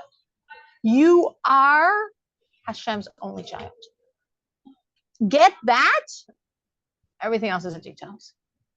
That sense of walking around and understanding, like I was saying, a yachid, a rabbin, a person that's transforming the world, a person that's illuminating the world, a person that's changing the world. It's really never Ilam. I'm the epicenter. Oh, you got a big ego. Maybe. Again, like everything else, does it come from klipa? Does it come from kedusha? Achrayus or zechus? But it's like that's how I'm supposed to live my life. It's that there's so many things we have in our system. You don't have to do even all of them. Do one of them. It could change your life. Yesterday we were talking about Moida'ani. Imagine when you say Moida'ani, stopping and thinking. I take it as a given that we all say Moida'ani. Imagine what it means to stop and think. So many different things Chassidus says about Moida'ani. Moida'ani is one of the things that I really love. It's actually interesting. I'm going to probably say this wrong, but I realized once, and then every time I remember it again, I was like, whoa. I believe it's the Hayom Yom of Yud Aleph Shvat. I could be wrong. Someone has a chita, take a check. But it's a day that's like Rebbe's day. And I was like, the day that's marking Rebbe is talking about Moida'ani. Talking about, in the Hayom Yom, nothing can tarnish the Moida'ani of a Yid. You didn't watch Negavas, your hands are dirty, bare face, who you are, what you've been doing with your life, nothing can tarnish the Moida'ani of you. So one of the things the Rebbe says about Moida'ani that helps me, that I try to align myself with sometimes when I remember, is Moida'ani means the Eibusher is giving you another chance. Moida'ani, you're saying to Hashem, thank you, you're giving me another day.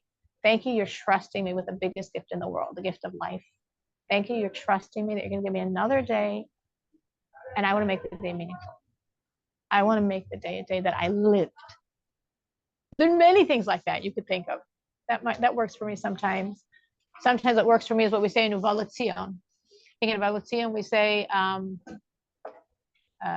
Shalom Neilei, whatever it is. Laheva V'Larik, Neilei Lebehala. I'm forgetting the quote, but again, when I'm focused, often of course I'm not focused, it just strikes me so deeply. What does that mean? I shouldn't be toiling for nothing.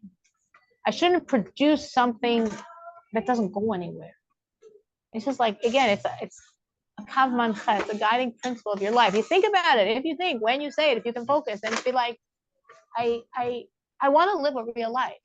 I want to live that today had a purpose. I want to live that I accomplished today. Accomplished doesn't mean that everyone else in the world knows about it. We have lots of accomplishments that no one knows. Our names aren't going up in lights. No one's going to admire us. We're going to get no strokes for it. but that's fine. Hopefully, I accomplished. I know what my goal was. I know that going back to the New Zealand science and industry, I achieved, I stretched, I grew. And when you feel that, even if there was some guilt there, pushing, prodding, you feel such joy. It feels so good. There's nothing that feels as good as like, you did it. You achieved, you lived. We all know what it means for you. When one person lived means I was patient and loving with my children. That was I lived today, and that was a real challenge. And whoa, I lived.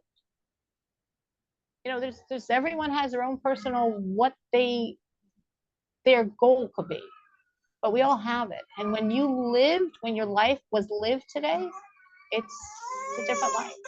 It's a happy life. It's a wonderful life. It's a joyous life. It's a highestic life.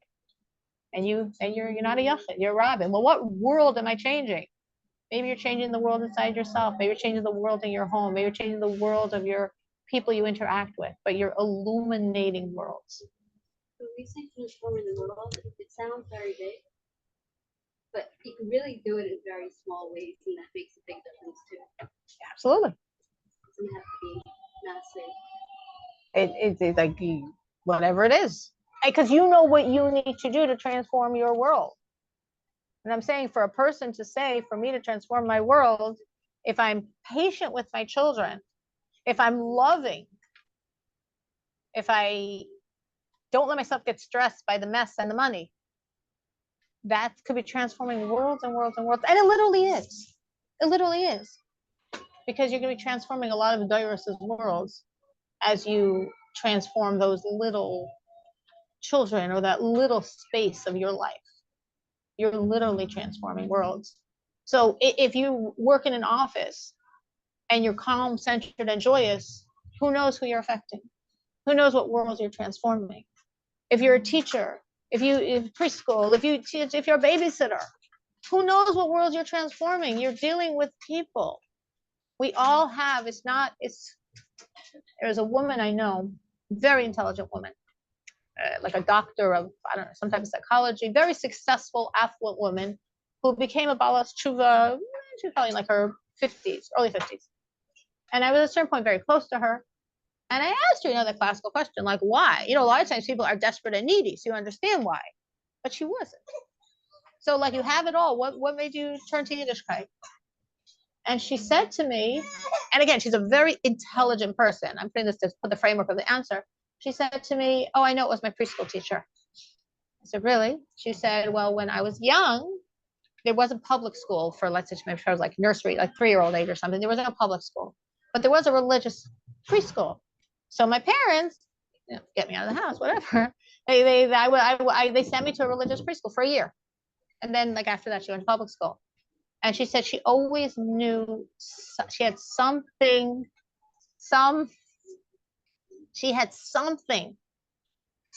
that she got from that preschool that was like planted inside of her. And she always felt it her whole life.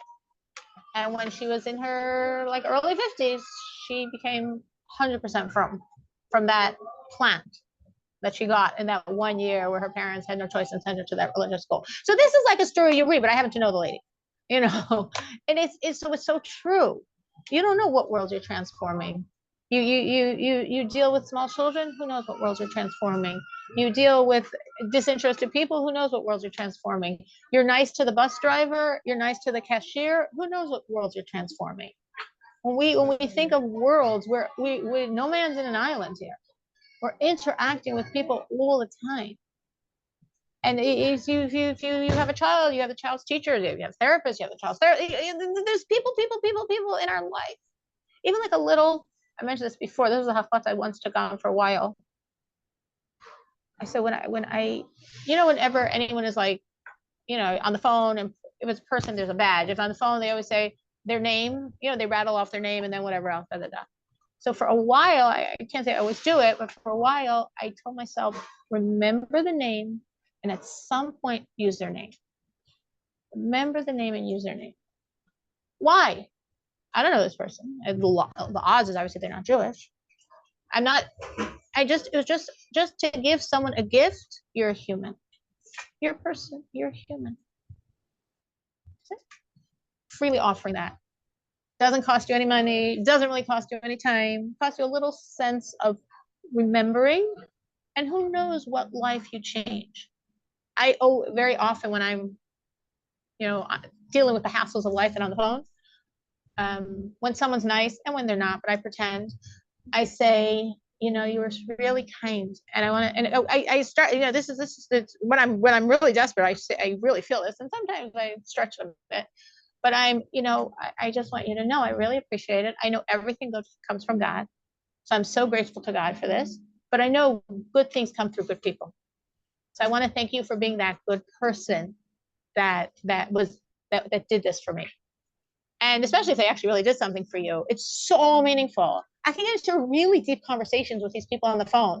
My kids joke, they're like, only you, Ma. You get this intimacy with, some stranger on the phone. Like, it's a human being. It's a human being. There's Hashgacha Pratis. Why are you talking to this person from all the people that answer these calls? Why did you have this frustration and annoyance in your life that you had to make 5 phone calls about? And sometimes I forget. I had this once. I didn't remember what it was. I was like, I don't know, in what area, my mortgage, my whatever, something I had to call and whatever. And then I had to call back and I recognized the voice. I'm like, I had the same person twice. That doesn't make sense. Hashem is telling me something. I didn't say something last conversation I needed to say. And there was a reason, but that's very weird. That's the only time that happens to me. You don't usually get the same person twice in these types of situations, but you're talking to a human being. You can illuminate that person's life by recognizing they're human, by acknowledging their humanity, by making them feel good, by saying something and bringing the Eibishter into their world. You never know. This summer, one of the kids came to work and it's like, oh, you have a new necklace. It's like, yeah, it was my birthday last week. And we got into a conversation around that. It was just like, here's a reminder, like, for a little kid, if you mention that new necklace, you started a whole conversation. You've like entered their world, and it's so meaningful to them. And it's just that little noticing the necklace. It's so true. Maybe there's something about that.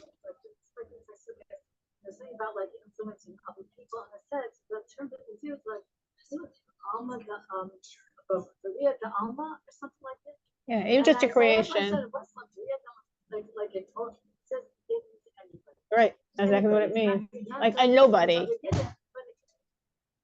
Anybody in the street, just smile to anybody. It says, oh, it's not a simple smile to actually give them that breathing.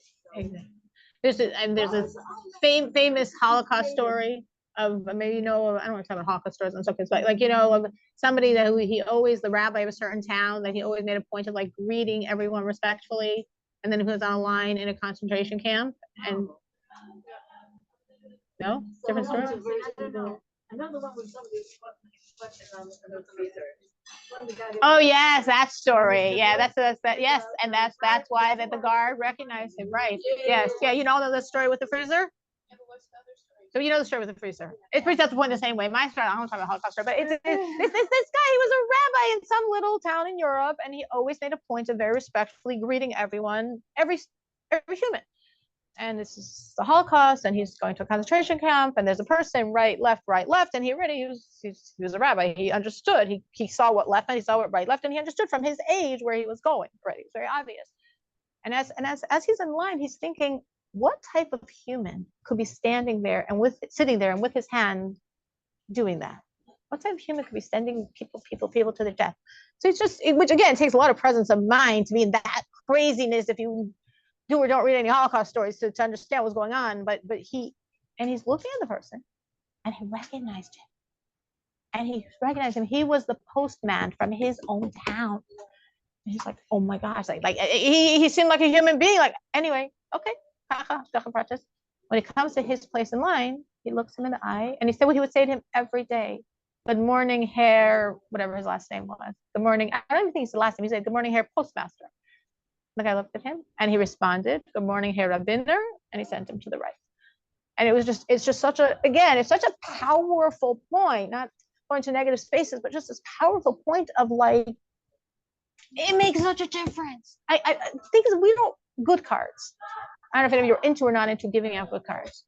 I find I go through non-Jewish good cards very fast. Jewish ones, I don't. Somehow I sit about with a lot longer until I find a Jew. But non-Jews, it's the world of non-Jews. Very rarely do we ever find the follow-up of a good card, because you're by definition giving them out like, you know, people you never see again. But I've had a few in my life. I just feel like Hashem just was showing me. I had once, it was a Pesach trip we took, a Cholamayit Pesach. My definition of a Cholamayit trip is it should be ideally free, ideally indoors, and ideally very close to my house. So if I get all of those things in place, it's a good trip.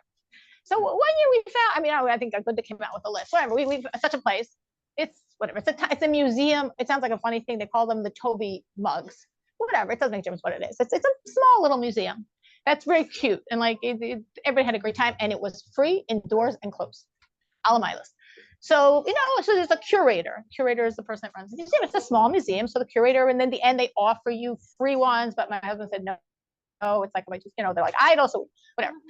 So anyway, so at the end, I just very thoughtlessly just gave her a card. Like I always say, that should bring you blessings. I didn't remember what I said. I can't remember what I said. Fine. I took a card. So later I was like, this was for sure was like Pesach Cholamayit trip, because we were home, and I was like, I should take my students. Like, it's so good, you know. It's just a nice little trip for some extracurricular. So we took the girls went, not with me. And one of the girls, you know, well trained, gave the curator a good card. And she said, oh, I have one already. And then she described the person who gave it to her, and they were like, oh, that's invisible. And she said to them, she said, you should know, I was having such a bad day. I'm having such a hard day. And she said, it's interesting. She said, actually, her father is like, I don't know, something in their religion. So she was raised with some sense of God. I was having such a day. And when she gave me that card, I really felt it was like a message from God. Like, I'm with you, because I have the card since. I had another situation once with a woman. Also, because again, you very rarely see these people again. So I just go to some government office for trying to get some services for my son that I got and were worthless, but whatever. So it was at the end of many hours of being there and filling out documents and talking and doing all that type of stuff. And then it was late. I remember I felt very pressured because I had to get back because my son was coming back from the bus, and it was raining. I would have to drive in the rain in an unfamiliar neighborhood. So I was very, very pressured at the end, but it was just like, you know, automatic reflex. I gave the two people I was dealing with good cards, whatever I said, I don't remember. And I ran. Like 3 days later, that same woman that I gave the card to, she had to come to me for a follow-up visit. She came to my house. So she comes to my house. At my house, there are many very large pictures of the Rebbe. And she saw a picture of the Rebbe, very large. And she's like, that's the man on the card you gave me. And I'm like, yes, Lord. So then she started talking about the card. And she said, you know, when I got the card, I was thinking, why did you give this to me? I know Jews don't proselytize. I know you were giving this to me to make me Jewish. What? And I went home that night and I was talking about it with my husband. Why did you give me this card? And I was like, the only thing that it means is you care about me. You care about me as a human being. You care about my relationship to God. You're not trying to make me Jewish. You care about my relationship to God. And we had such a deep farbrengen.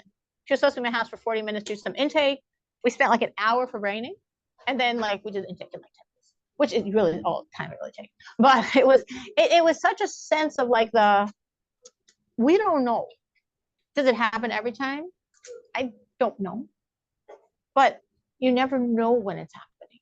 You never know what the recipient feels. And sometimes I have had this, you know, with some people I do see again. I'm like, oh, I'll probably give them a card. And I say, oh, you gave me that card already. I still have it. And they show me like in their wallet a card I must have given them a year ago because I didn't remember I gave it. We don't know. So that's another very small, free thing that just requires focus. Focus is not a just, but I'm going to say that line anyway. Just requires focus of how you can illuminate the world. Not be a yachid, be a rabbin, be a person that transforms worlds that you don't even know about. You don't know about their world. You don't know this person. You don't mind. Maybe they didn't tell you their name, or maybe you forgot. But you're transforming worlds just with your own light igniting someone else's light. A really interesting story is that my grandmother, who should have unfortunately so he was coming home from he had been at a nursing center. He's coming back home, and I had aides set up for him, so I couldn't help them. I was there for a few days, and there was like every 12 hours there's a aide that comes, and it was Shabbos day, and a new aide came, I don't know, like we started talking and then we got and like we like because it was Shabbos, I had like a lot of friends to speak to her and like living with her, and it was fascinating because like it just like the hashgacha practice of it was so interesting. Like towards the end, she told me how she like went through something so typical in her country. She had like a nice government job, like like a good respectful job. She went to America and like things didn't work out for her. She was getting married and it didn't work out for her, and she got through so much pain. And she said she cried and cried to God to help her, and like and she told me like she went to direction and like she's like so happy with me. She felt like this was her answer, and I was like also glad that she got my practice. Like, what are the chances like that her shift was on Shabbos day when I have time, and the other 8 I didn't have time to speak to them. I was busy.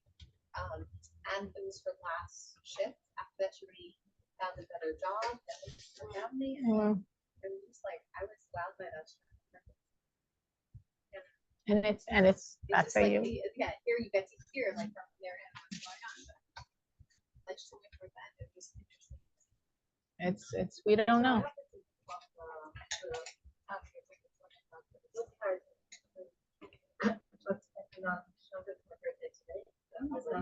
Like her son also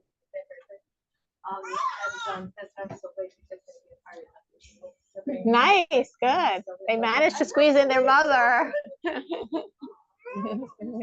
Absolutely.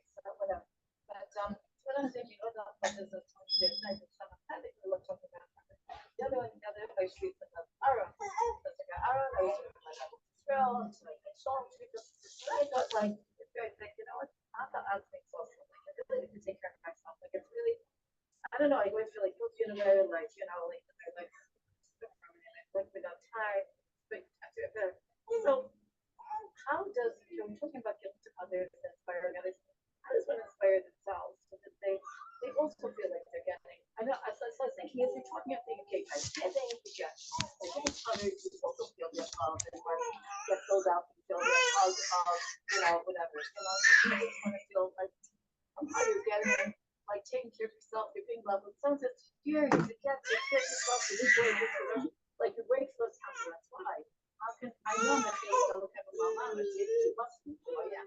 I don't get in touch with them. I'm like, we're deserving of that. I even get like besides your job, you know, with your son, it's not going on.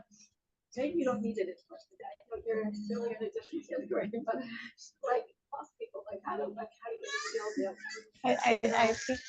I think you I think you're very I think I think what you're saying is so true. And I think going back to the unhealthy guilt is that sense of like, no, I'm not supposed to do that. Like, no, that's wrong. Like, no, that's not like, if I was really where I'm supposed to be, no, I get fed by giving to others, and that's all I need to feed me. And every single person is different, and every single person needs to know what they need to do to feed themselves. And there are people that learn and that feeds them. And there are people that get manicures and pedicures and that feeds them. And there are people that take walks and breathe and don't bring their cell phone on the walk, and that feeds them. And it's some, you know, like the famous story of the lady that had one egg in Russia. So it's a very true point. It's a very, very true point that if we need to tell this to ourselves because it's the only way we overcome our guilt over it.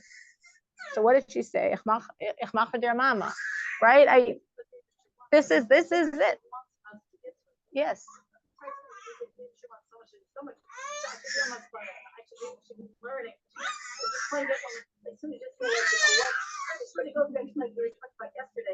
Which I felt was sort of unresolved. Like, how do you know? Like, there's sometimes these two ways of like, conflict with like, I just want to be maybe something. I really do. It's really very lonely and poor. That's what it is. Like whatever, or whatever else it is. Like sometimes you're like, how do you know your voice, your inner voice, your you, and then other voice that you just be so great, you guys. There's that there one. Stop. So voice is ingrained in us. We hear or whatever else it is, that are not kind of suffering. So I think the example you're giving, at least those examples, because they're easy, are it's like the afterwards. So in other words, like if you were like Faggy said, this weird example that probably none of us ever relate to, is you finish eating and you're like, why did I do that? Why did I do that? So that's telling you that that was not feeding you. That eating was not feeding you. So when you have that experience, if you're trying to have Avos Yisrael for yourself, like you're saying, Aaron Cohen, Avos Yisrael, and it starts from, and honestly, if you're not willing to have Avos Yisrael for yourself, how could your Avos Yisrael for anyone else be genuine either? Like the Rebbe says, and several times I've seen this in the Igros where the Rebbe says, Lashon Hara applies to yourself. You're not allowed to say Lashon Hara about yourself. You're not allowed to put yourself down and say you're this and say you're that. You're not allowed to say Lashon Hara. You're a Yid. The Rebbe says, you're a Yid. So you can't say Lashon Hara about yourself. You're saying Lashon Hara, you're not allowed to say Lashon Hara. Don't look at yourself that way. In other words, whatever, I'm sure we've all heard this, like Taina on Lubavitch, that, Chabad, they're so wonderful for all the Freya people out there, but for Egina, like, forget it. They don't, I'm sure we've all heard that. So take it a step further and say, I'm the ultimate Egina. I'm the ultimate Egina. So for this ultimate Egina, do I not count? Am I not a Jew that deserves love and warmth and compassion and respect? I know all the things everyone else deserves, but for some reason I don't deserve that.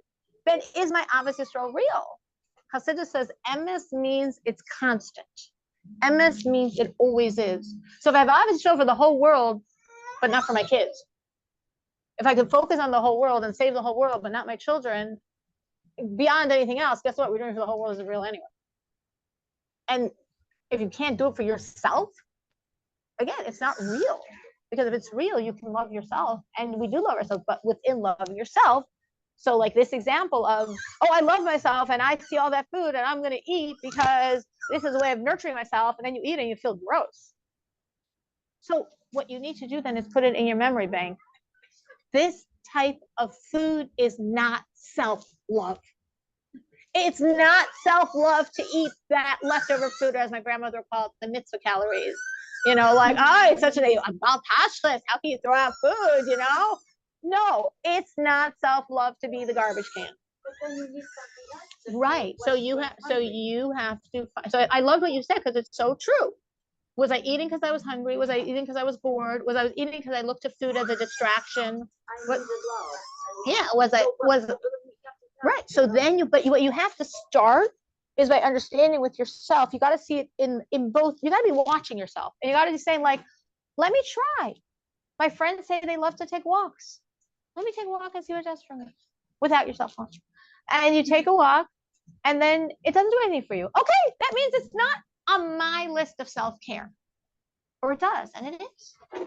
And it's so true with everything in life. And for some people, it's you. I think it's impossible because I think many of us, most of us, have a very, very strong muscle for caring for other people, but we have a weak muscle for caring for ourselves.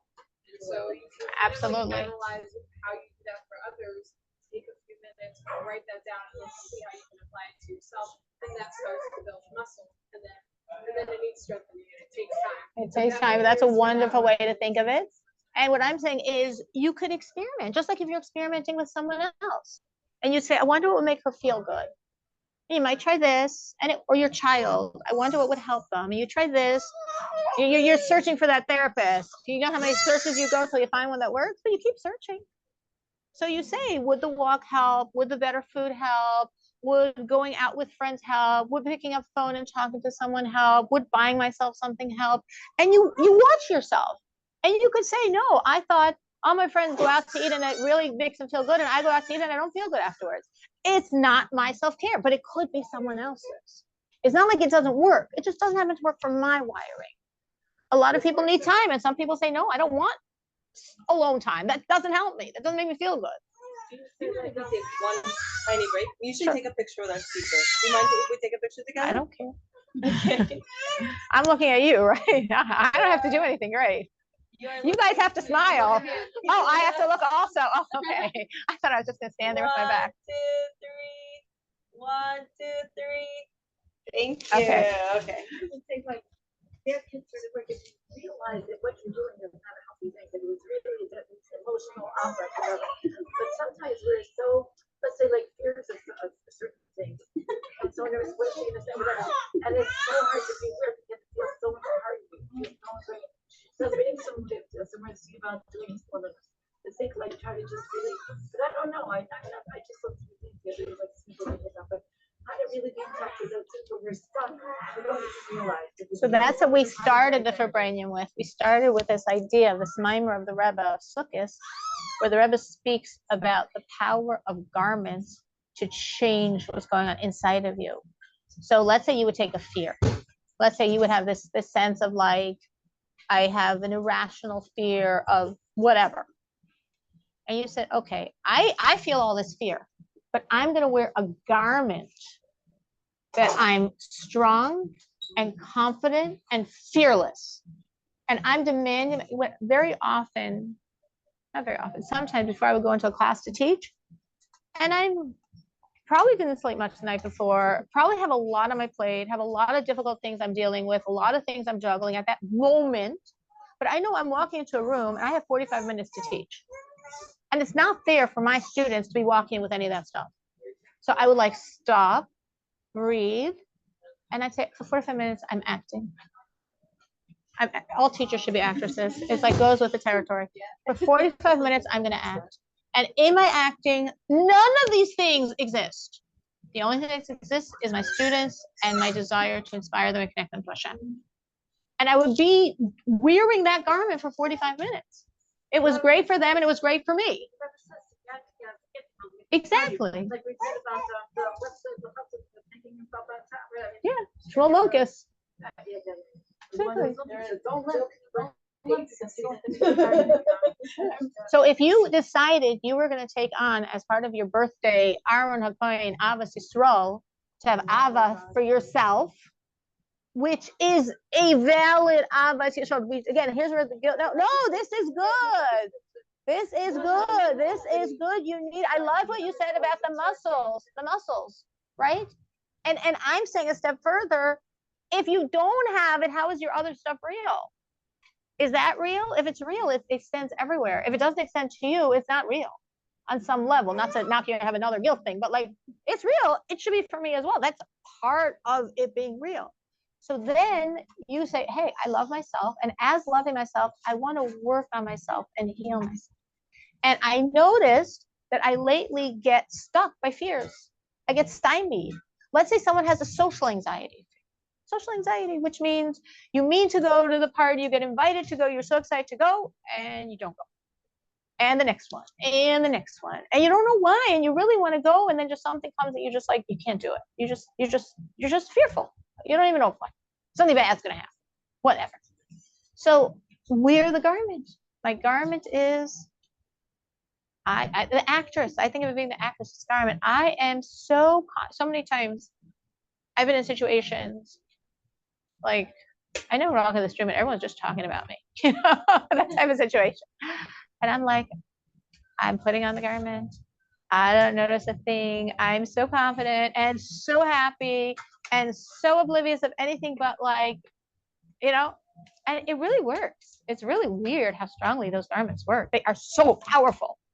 So you're wearing that garment, and that garment is, I'm so confident. I am so full of joy. I am so happy. I am so fearless. And you just keep, but I'm not. Doesn't make a difference. That's the power of the garment. That was the point that I was making in the moment we started with. That is the power of the garment.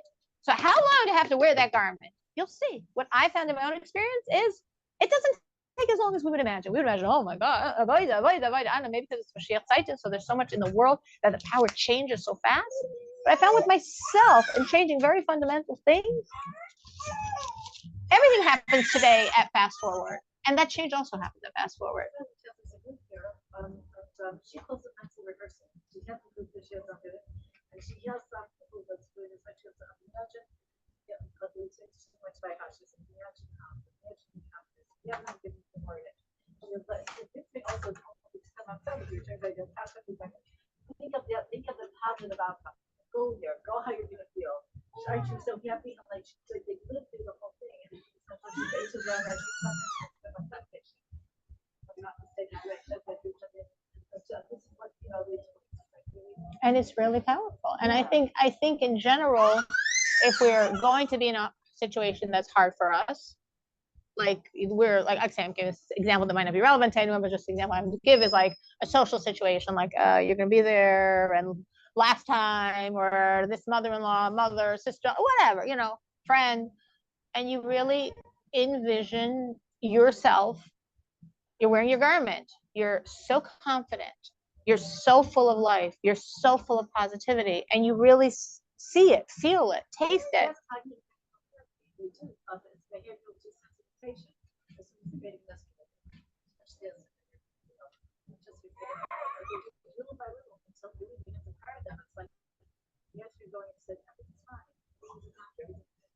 But we have the, but what I'm saying exactly, because we have the kayach, what the Rebbe is saying, of a levush, that's a spiritual entity, intersecting with your neshama. Your neshama is not fearful. Your neshama is fearless, which means you, in truth, are fearless. Your neshama is confident. Your neshama is full of life and full of joy. So when you're wearing that levush, it's what it's doing is really connecting to this deep you that is there. Exactly. And you just like live it. And then So it's a little bit of like spells. So it actually is doing something. It's not just an act. absolutely, Like it's real. It opens up a channel, not like my daughter who's got very, whatever, like a whole bunch, like her whole life. So she would kind of like gather together and they would say, L'chaim, L'bracha, Mazel Tov, Mazel Tov, and say in a good person. And then they would put her on a chair and let her up, oh, you shall not, and they never was like, what? Engaged with It's, we had whatever in connection to certain things. So there was a group of something that happened that they formed a group of people in Chicago that were all looking for a house. Funny how Chicago's a lot easier than in New York, but still. And they all just had this like bitachon and davening for each other and brachos for each other. Every single one of those people, including someone I know that's been looking for a house like 20 years, like, yeah, about 20 years, everyone that year got a house. And I know another group that did this for having children. People that momish couldn't have children, they formed a group. This is so what I did for like a year, it wasn't my idea. Someone asked me to do it. And it's like one of the things where you say yes, and you're like, what I mean is no, no, no, no, no. But I'm saying yes. So she asked me, whatever, from a little group to like basically daven for each other. Basically the enormous power of davening for each other. And okay, fine, whatever. So 2 women would come to me Shabbos, and we did it for like a year. And it was really what happened at the end of that year is one of these women was divorced, and that wasn't the original goal of the thing, but like at the end of the year, Baruch Hashem, she got married, and I mean, this is, you know, a woman that has many children, like whatever, it was crazy, amazing how it all worked out. And after she got married, we felt like, okay, that must have been the reason for the group to give that koyach. But it was such a koyach every Shabbos, and it's like, again, I really said yes, saying no. I mean no, but for some reason my mouth saying yes. But I really saw that it felt so good just meeting. It was just the 3 of us. I didn't want to, you know, the bigger it is, like 3 people that you trust, people that you could feel honest with, and just really sharing and davening the whole week. We would daven for each other for their issues, whatever was on anybody wants on their list. We would daven for each other for a week. And I'm saying from that came this whole house group, and then before that even was this idea of this group of women that all needed children, and they would all daven for each other, and every one of those people had a child.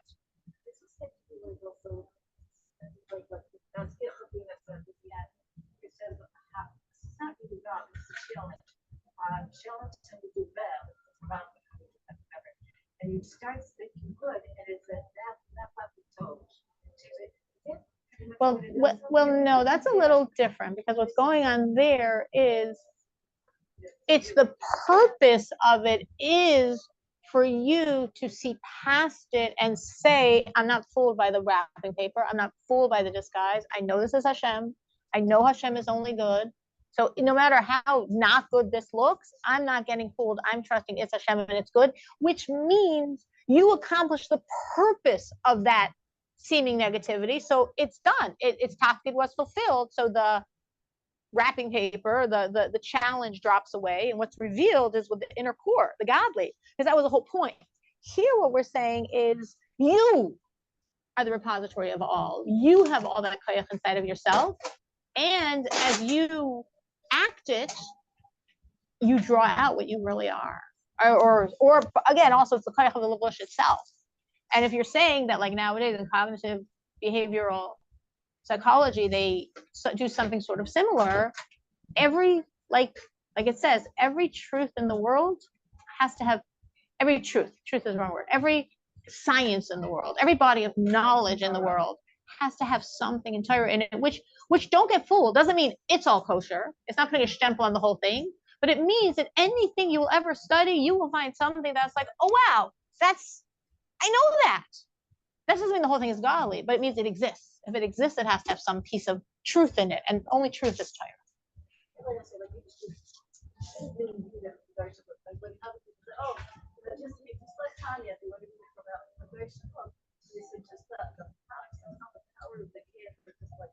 They're reading the secret.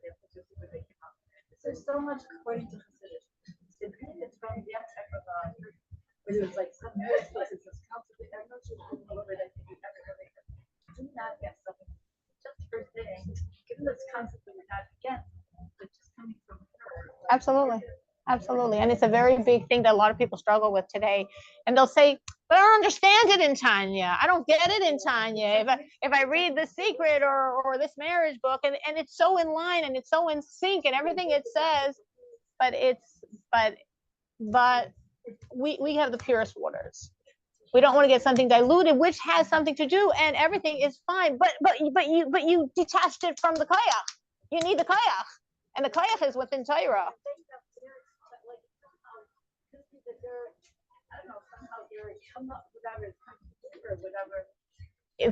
If so, like you're saying something like The Secret, so you have an idea, that's a true idea, that's an idea of Torah, but then it's distilled with a lot of klipa.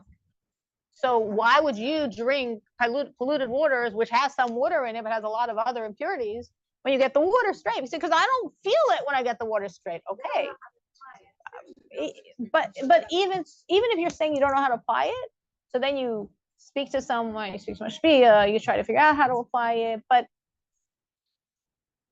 when we're turning to Torah for the answers, we're getting the ultimate power. So those answers are really embedded with Hashem's energy. And when we're turning to secular for the answers, even if those answers are good answers, I'm not saying the other stuff, they're actually good answers. But if they're not coming from Torah, they just don't have that power. So you're getting a very, very, very, very weak, shadowy, film, like a shadow of what's like. I have a choice to go for the real goods. I have a choice to go for a shadow of the real goods. But let me get the real goods. But I don't see it in the real goods. So.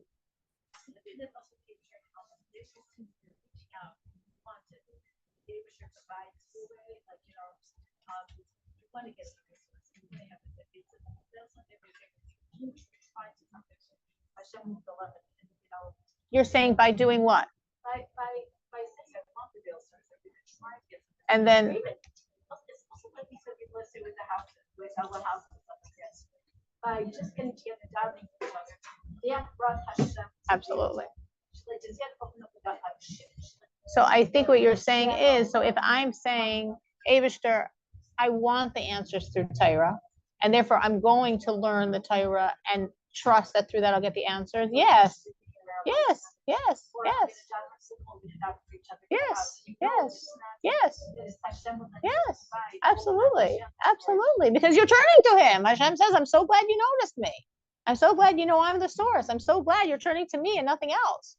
Like the Rebbe says, when you thank Hashem for the good, Hashem's like, oh, you like it? I can give you more.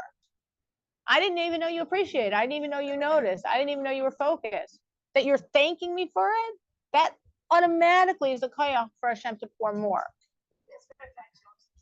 feel like I'm certainly control, but I'm not. I know I should, oh, I just took my part. But let's say, I'm control. That's a very, very big challenge that many people have. And I think the more you learn Hasidus, the more you get that.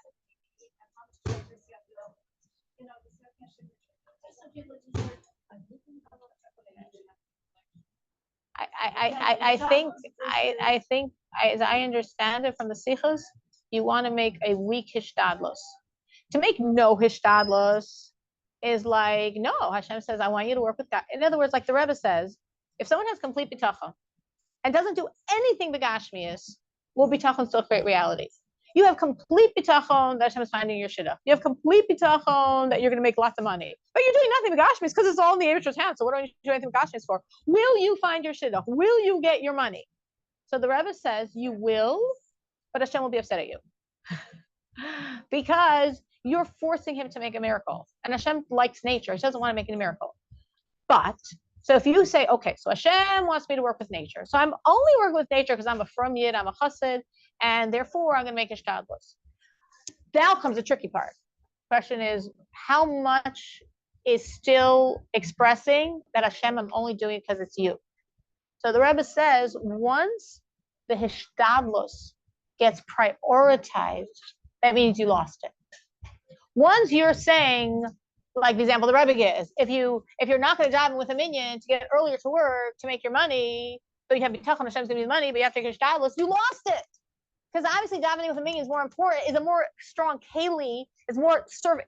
It's more avodas Hashem davening with a minion than it's avodas Hashem to go to work, even though Hashem does want you to go to work. But what comes before what?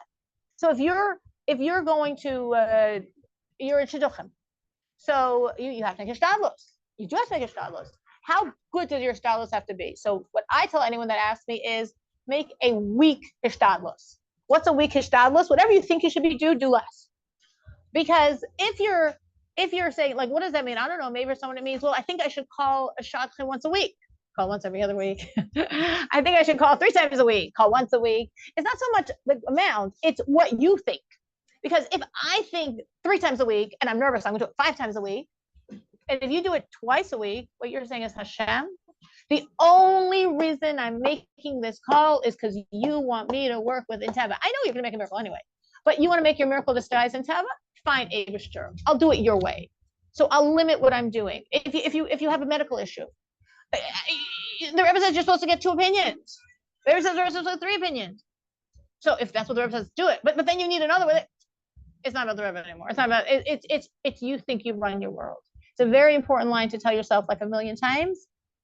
I don't run anyone else's life, and I don't run my own. I don't run my own life.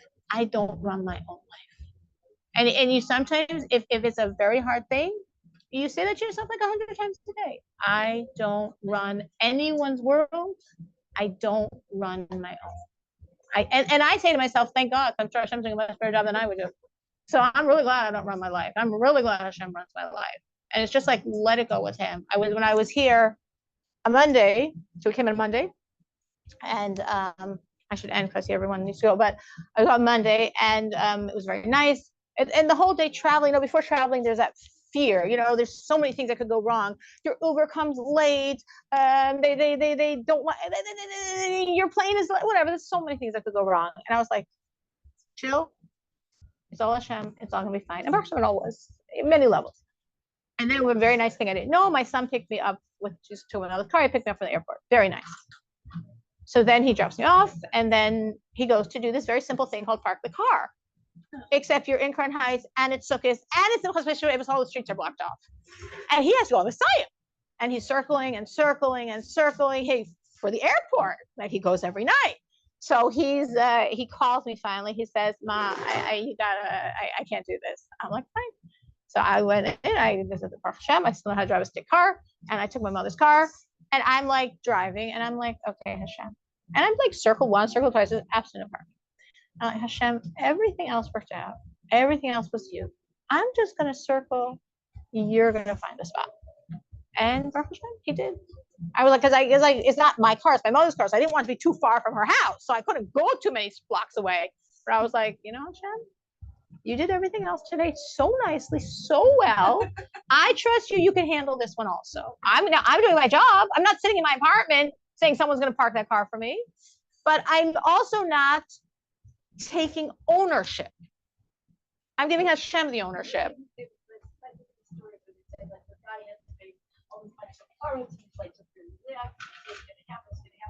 And then somehow some people got them some treasure chest comes into it. Oh, dying for that. Just like, you know, we just talk about it, and it's just talking, what you're saying, that's very net, maybe at this level of the show, yeah, but like, you got to do something. Yeah.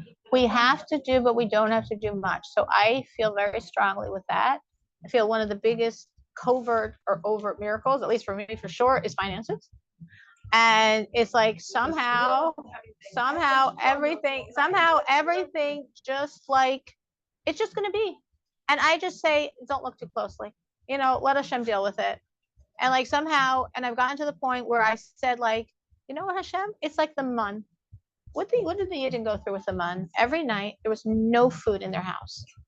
B'dafka, to train them, emunah is exercise.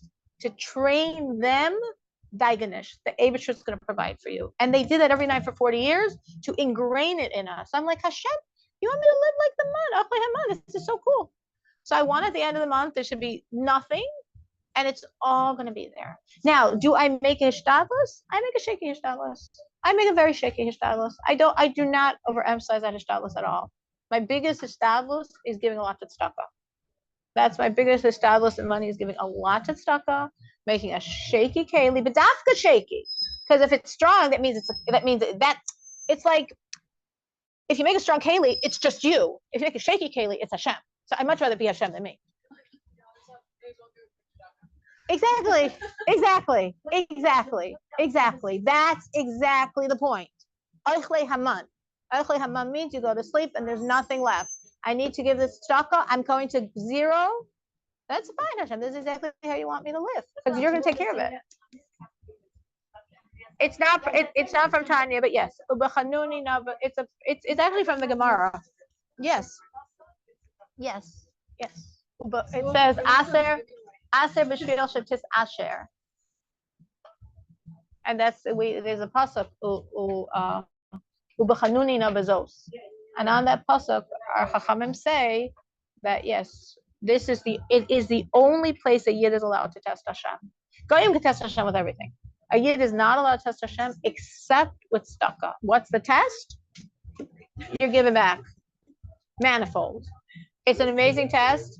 It's been working for us for 35 years. And it's like literally, if there's ever a financial crisis, my husband and I say the same thing. We got to give more money away, because that is how we do it. That is how it works.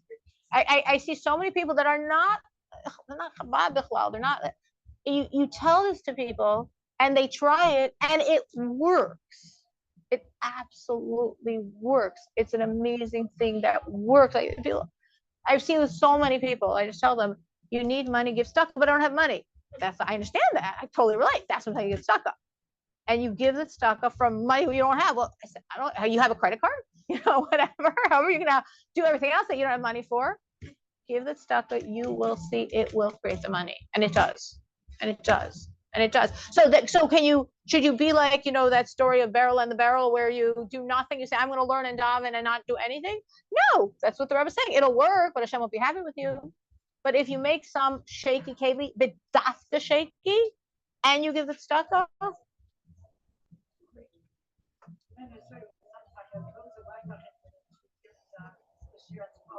She's saying she was like, it's so hard for her. It's so hard to make sure.